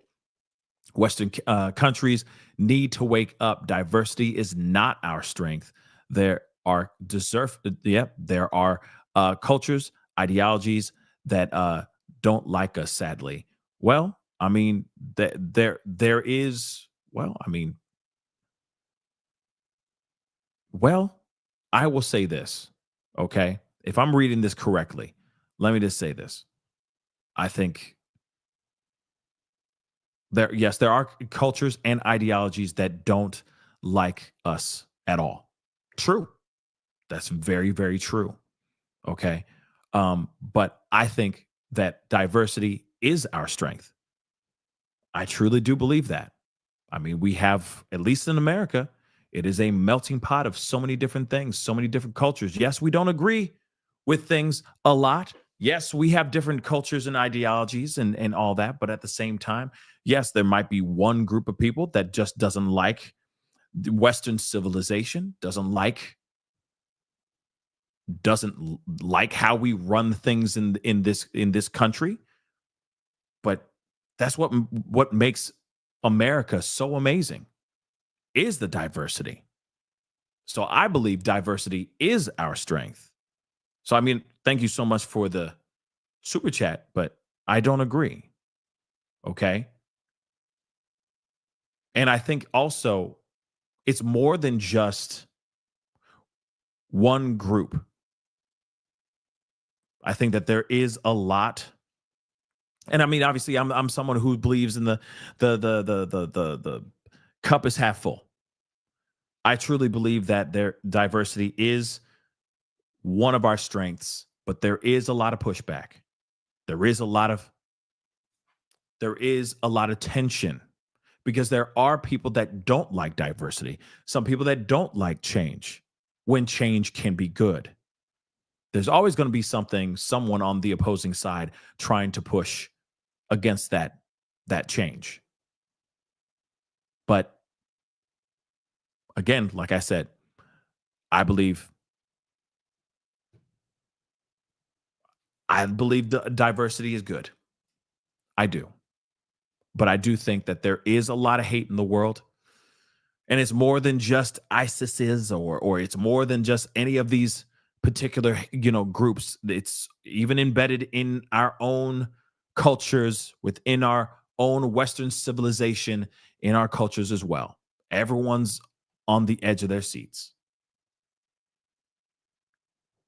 Everyone is angry. And that's true. And that's everyone. And I mean everyone. I feel like we all need to have like that family counselor. The whole world needs a family counselor where we sit down and we have that conversation. Okay. But, and work through our issues, because there's a lot of issues that have not been worked through. But yeah, I mean, I guess I am the glass half full kind of guy.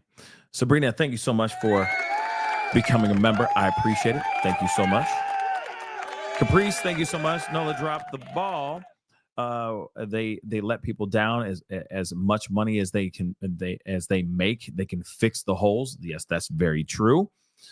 So yes, some responsibility lie on them. Absolutely. When they sit there and go, yeah, see what had happened was 10 years ago, these hydraulics on this barrier did not work. And because of the Mardi Gras beads, well, then fix it. That stuff should have been fixed years ago. But you waited till the last minute to do all this stuff. And then you got a monster like this that was able to do what he did. Okay. And that's sad. That's very, very sad. Heather, thank you so much for the love, strength, and love. Yes, that's what we need more than ever. And I think that's what's sad. I mean, I feel like there was a time when we were, as, coming together, starting to come together, diverse groups of people, different opinions, different ideologies, different cultures, etc., starting to mix and starting to become one. There was a moment. It may have been brief, but there was a moment when we were all working in harmony. But then things changed. Things took a sharp turn towards craziness. But I still do believe that we can get back to that. I really do. I really, really do. I'll say this too. Without the diversity of certain things, and this is just very broad stroke stuff. Okay, without diversity in the mixtures of cultures and all that stuff, we wouldn't have some of these amazing things that we have in our worlds. Real talk, we wouldn't. Think about that. Think about that.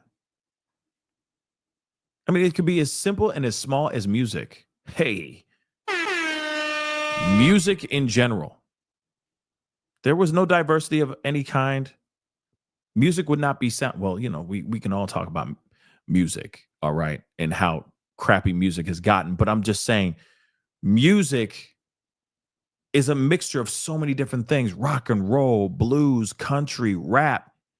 All of those things are all different things being mixed into one. Someone else just said, Medusa, exactly like pizza. Come on now. Who wouldn't kill for a slice of pizza, for a solid slice of pizza, right? Those are all things. And I know those are very simple, broad stroke examples, but I'm just trying to point out, right, that without those things, we'd have a really bland world. Very bland world. We all would not be talking to each other, that kind of stuff. We wouldn't be on the live right now, rapping, talking as a family, But that's just me, though. That's just me. I think there's a lot of beautiful things that come from diversity. Beautiful disaster. Thank you so much. It's people that are broken that do this ish. Abso-freaking-lutely. Absolutely. These are people absolutely broken that fall into some radicalized group that believe that they can do make some sort of difference. And that is insane. Instead of going and getting the proper counseling, talking to the right people, so on and so on, they decide, I'm going to go and do this thing.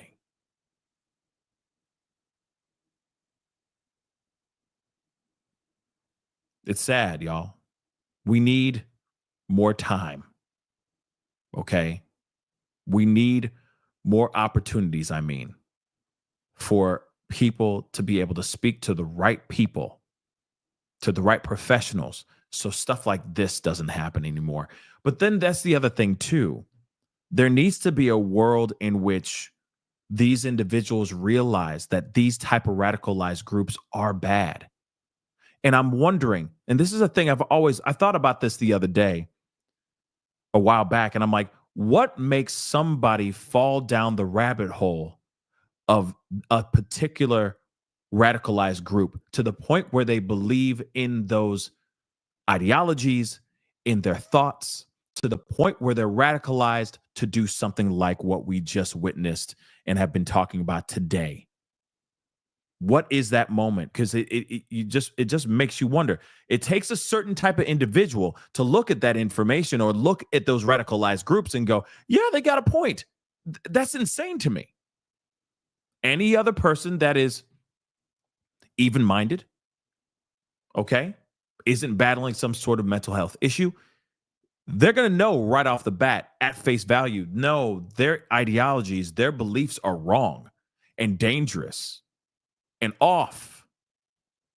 But I've always wondered, what is the start of that? What makes somebody go, yeah, exactly what they said? All because they're going through a crappy divorce, or they can't get laid, or they're not getting, they're not making friends enough. All they're doing is playing video games all day long. Like, I'm wondering what makes that person suddenly say, bang, and then fall deep into that radicalized group to the point where they emerge back up as a Terry.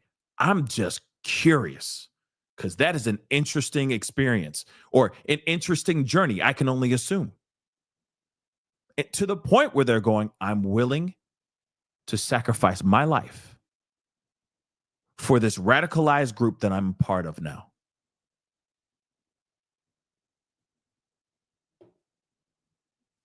Scary stuff, guys. I just wonder what that journey's like, or what that journey is. Wild. Sherry, thank you so much for becoming a member. Welcome to the family. Sherry, I appreciate you. Beautiful Messy Ball. Diversity isn't the, thank you so much for the love. Diversity isn't the problem. Ignorance, along with the need for power plus radicalization, are what create the problem. Absolutely. I agree with that 100%. But that's what I mean. Some of these people are smart, for lack of, just to be completely real. Some of these people are smart. So I don't understand. I just don't understand why.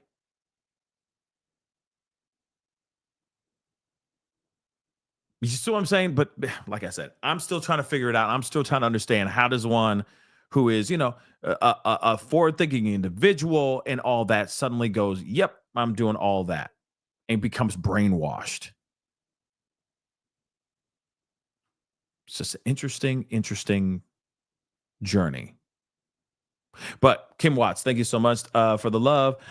Division remains until we choosing sides. Division remains until we choose sides.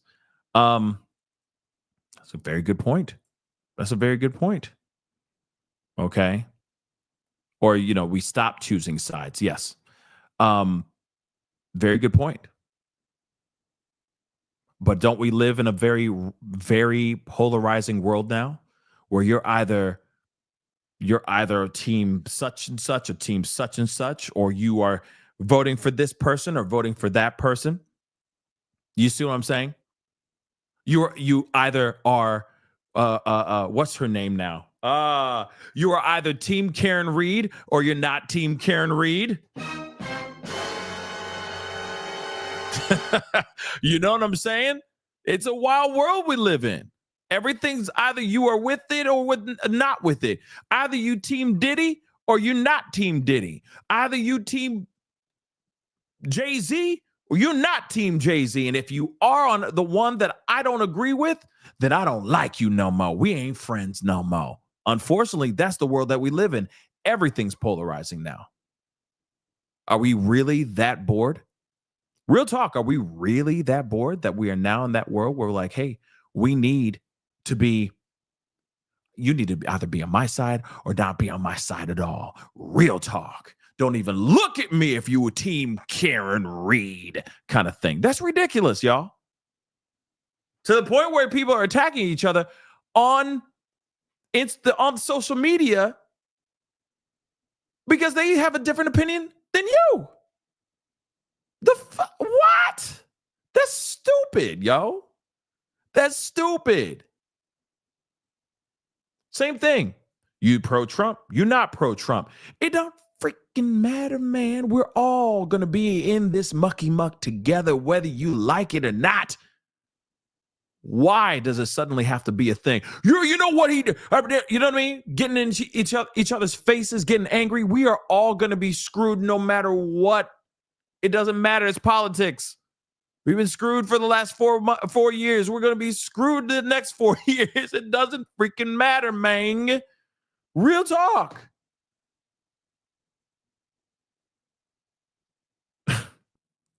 So I'm just saying, it's just ridiculous. I don't understand what has happened with the world, okay? I don't know. And it's wild, okay? It is wild. And it's, you know, because I know as soon as I say any particular leader's name, it gets a guttural reaction from everybody. And then next you know, in the chat, they're all going after each other. Because if somebody says, you know, Trump 2024, or somebody else says, you know, oh, she sucks, then suddenly it's this civil war in the chat. For what reason? For what reason?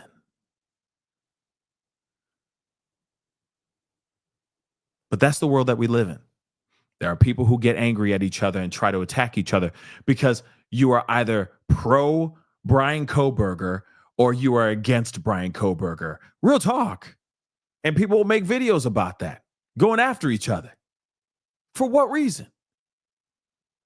Same thing with Sebastian Rogers. You either team Proudfoot or team Seth Rogers. And if you're on either of those sides, suddenly civil war. It's like, wow, why is that happening? Why is that happening? Why are we so angry? Why are we so angry, y'all? That needs to change. Period. Louisa, thank you so much for the love. I think it's important for every country in the world to invest more in mental health. That's the biggest issue. I agree 100%. I agree 110% with you, okay? But here it is. If that was to actually happen, that means we'd have to get proactive. And apparently we don't like that idea. That's a word that we don't like. We'll sit on our little pedestals, we'll sit on our little soapboxes and passionately gesticulate, saying we need some things to change in mental health. And everyone goes, yeah, I like him. Mental health, it needs to change. Yes. And then what happens a month later? Nothing happens. But he did it. He talked about it passionately. And then it's like, so then what you gonna do? And he goes, look at this shiny Christmas tree I just put up. Don't you love it? Don't you love it? And you love me now, right? You know what I mean? Yeah, look at the tree. Look over at the tree.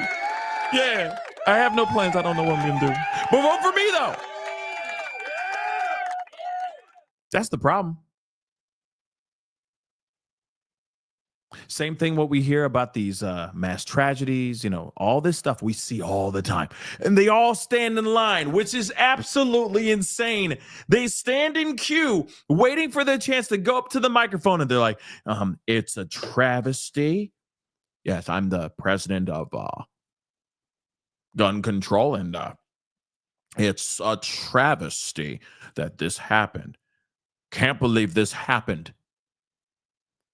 Happening with this was unbelievable. This was a happening. We must not let this happen again. Next person goes up, says the same doggone thing that everybody else has done, said, by the way, for decades now. And what happens? Nothing. Nothing changes. Sorry, not sorry. Nothing changes. They get an opportunity to be like, yes, I'm the mayor, I'm the governor, so on and so forth. I can't believe what happened. I'm gonna fresh hell. That's what I'm gonna do. I'm gonna raise fresh hell. And then what happens? Where's the fresh hell? Still feel cold breeze in here, buddy. Where's the fresh hell that you're gonna raise from the ashes? Nothing. So that's exactly what I'm talking about. Sure, we need more funding. We need more focus on those things. But then everyone talks about it, and then they do nothing about it. They're more worried about Sugar Bowl than actually fixing a doggone barricade. Hydraulic barricade that's already in the doggone ground. I'm just saying, guys, this is the ridiculousness that we live in. This is the ridiculousness that we live in. But what they do is they get in our brains and they try to polarize us. They try to separate us by going, I'm Team Karen Reed. I'm Team Brian Kohlberger. I'm Team Trump. Whatever it may be. And it just keeps festering and festering and festering. Like I said, we could sit here and say that we're Team Pepsi, and somebody else will be like, "Oh, how dare you, man! Have you not ever tried Coca-Cola, bruh? We can't be friends anymore. I'm Team Coke. Sorry, you ain't nothing now because you like Pepsi." That's literally what we see every day now.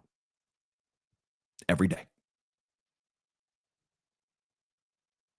When are we going to change?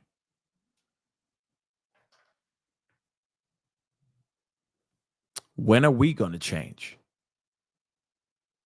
Because it seems like everyone's getting off on being polarizing every day. You know, for a fact, some of y'all are going behind your QWERTY keyboards and just putting in your stuff, in your feelings, trying to attack people for no reason and all that stuff. When are we going to change? Maybe this is the time that we start changing. And we start utilizing our platforms, our QWERTY little, our X posts and our Instagram posts, instead of going after all the toxicity. Maybe this is the time that we start talking about finding ways to bring mental health to the forefront. Mental health help in the forefront, for example.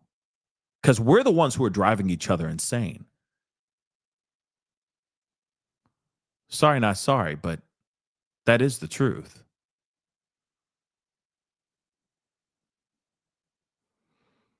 It's just something to think about, guys. It's just something to think about. It doesn't matter, really, what side you stand on. Politically, true crime-wise, pop culture-wise, Coke or Pepsi, it doesn't matter. What matters is realizing that there's other people in the world that might have an opposing or opposing view than you. And being able to leave room to say, okay, I am allowing to agree to disagree on this, instead of trying to die on every single hill, trying to defend every single last thing, just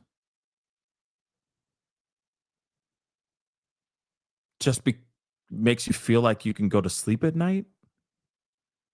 Is that really how you go to bed? I'm just... Really? I'm just saying. Beautiful Messy Ball, thank you so much for the love. Unfortunately, it's a lot easier for most to be sheeple And follow the group. Follow the group. Think that follow the group think, then develop critical thinking skills. Then have difficult convos. Yep, that is true. You ain't wrong with that. I agree with that too. Yep. People will listen to something and then they just regurgitate it out to another thing. Well, I heard that, and it's like, you heard that from somebody else that has no merit, that has no. Did you think of this yourself, or did you just hear this from your friend, or did you hear this from some commentator that you like, and you're just regurgitating it? You're not even thinking for yourself before you get into this conversation or whatever. Like I said, it's like this is the time to start challenging each other, challenging ourselves, not challenging each other, challenging ourselves to really think outside the box. Like I said, shoot, I listen to all kinds of different things. Listen to both things. Listen to both sides and come up with your own conclusion. Not, well, you heard from this commentator or from this particular echo chamber that it's just this, and this. You are just literally painting by numbers. Think for yourself. And of course, if you come to the conclusion that you agree with what's being said, then that's on you. You've thought about it. But a lot of times it's not that. It's not. It's not. But Beautiful Messy Ball, you had a good point right there. Caprice, thank you so much for the love. Lord, help us check messages. What are we doing? Yeah, that's a good question. What are we doing? What are we doing? Because at the end of the day, whatever happens to this country, for example, if we're talking politically, if something bad happens to this country, we're all screwed. Do you understand that? Do you understand that? But if we win, we all win. Why does everybody think that it's the opposite? I'm just saying. Why do people think it's the opposite? Everyone needs to wake up. If things go bad with the country and things go belly up, we all are affected by that. Period. If we win it and the economy's kicking boo-hoo-tee, what happens? We all eating. We all getting fat off the land. We all got room at that table getting fat. It is dope. And that's what we all want, right?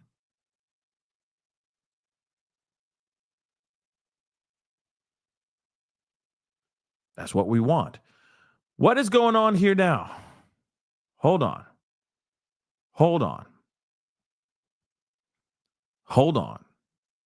Yes, I did. I didn't do the aura. Wait. What is going on? There's a new situation. Is there another? God is for me. Wait, Pascal, please read the chat. It's another situation. What are you talking about? What other situation? Oh, come on. What's going on? Hold on. Okay. There's a standoff going on, allegedly. Oh, boy.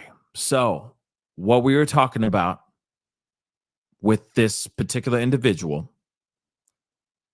that's been barricaded. Hold on. Wow.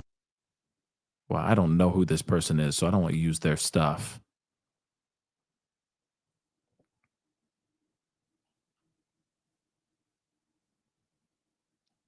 Hold on. Let me see here something.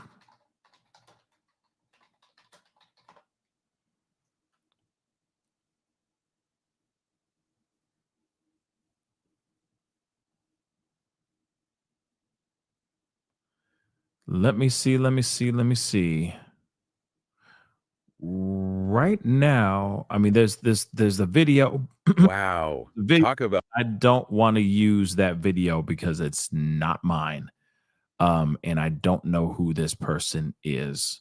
So I don't want to take somebody else's stuff. Wow. Now, stop talking. So can't use that. Okay. But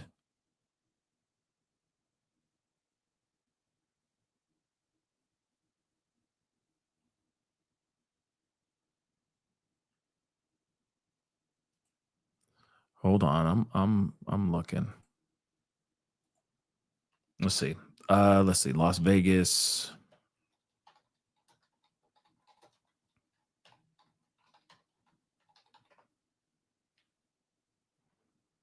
Okay. Let's see what's going on. Let me show this to you guys as well. Hold on. So just in, like I was telling you guys before, Las Vegas, SWAT and crisis negotiators are in a standoff with a. Well, now I'm hearing that it's an actual person with a knife. So a knife wielding individual who is barricaded on a bus. Take a look at this. Okay. Let's take a look. Short video.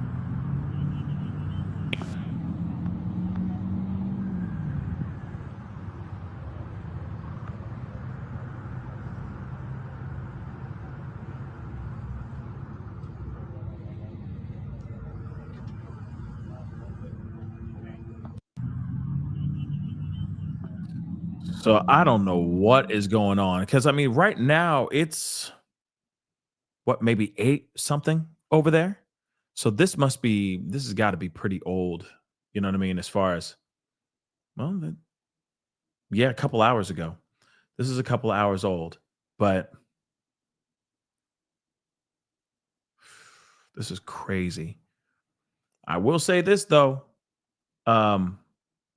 I'm checking to see if there's anything more here because that's right now. This is a man is currently barricaded on a bus in Las Vegas. Like I told you guys earlier, leading heavy police presence and a reported hostage situation near South Fremont Street. So it's kind of like an old Las Vegas. Okay. But right now they're not saying much. I'm looking to see if there's anything else here.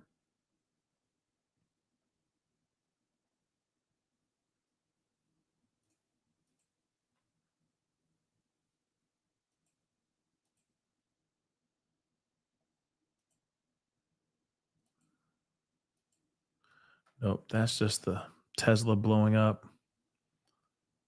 There really isn't much. They're showing the same doggone video over and over and over again. There's protests in New York City. Sheesh. Like I said, this is insane.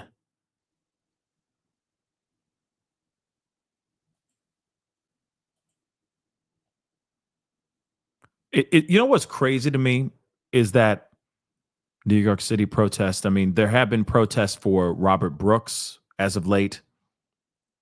That is a real thing. Yeah. Marches in New York City. I mean, there's, like I said, there's so much going on all at the same doggone time. It's crazy. Give me a second here. Let me see what else is going on. Hold on. Because the guy who's in the, oh, he was arrested already, Grace's gavel. Well, that's great news. Okay. That's good. That's good to know that the man that barricaded himself in the bus has been arrested. Thank God. That's great. Bloody news. All right. But let me see here. I was about to jump off the show here. Let me see here. Where did I have it?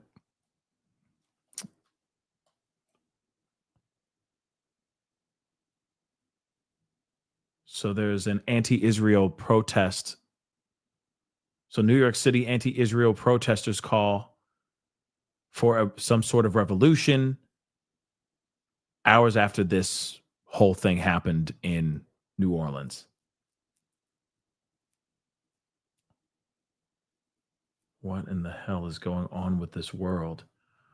What is going on with this world, y'all?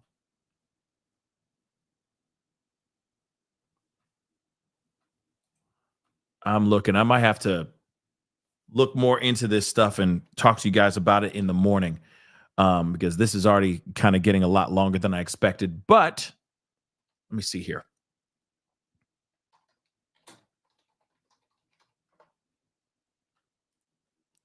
Let's see what's going on.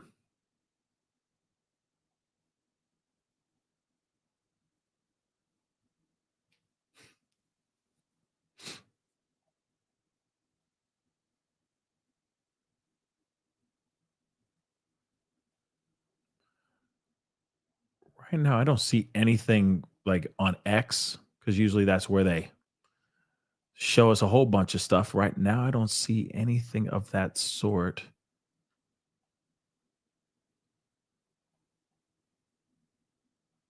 But I'll show this to you guys here, because it says here, of course, there's protesting going on allegedly in New York City.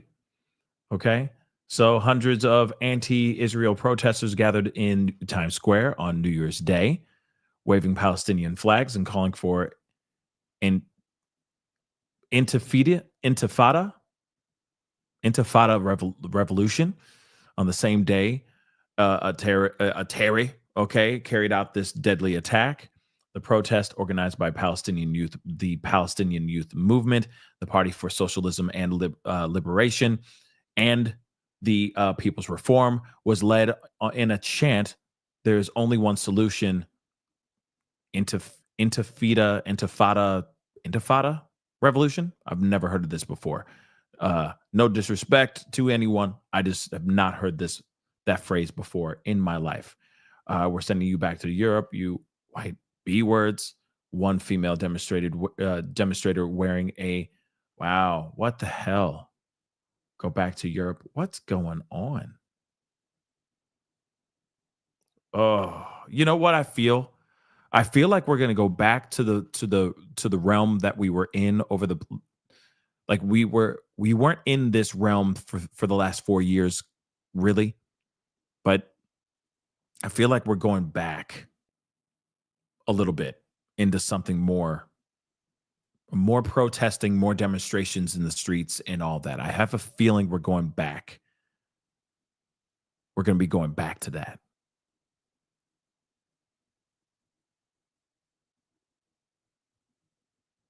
Oh, okay. Rock On said, Intifada means uprising. It's been going on for a long time, just gained momentum. Okay. Thank you so much. But I do feel like we're kind of going back to this new, we're going to go back to it.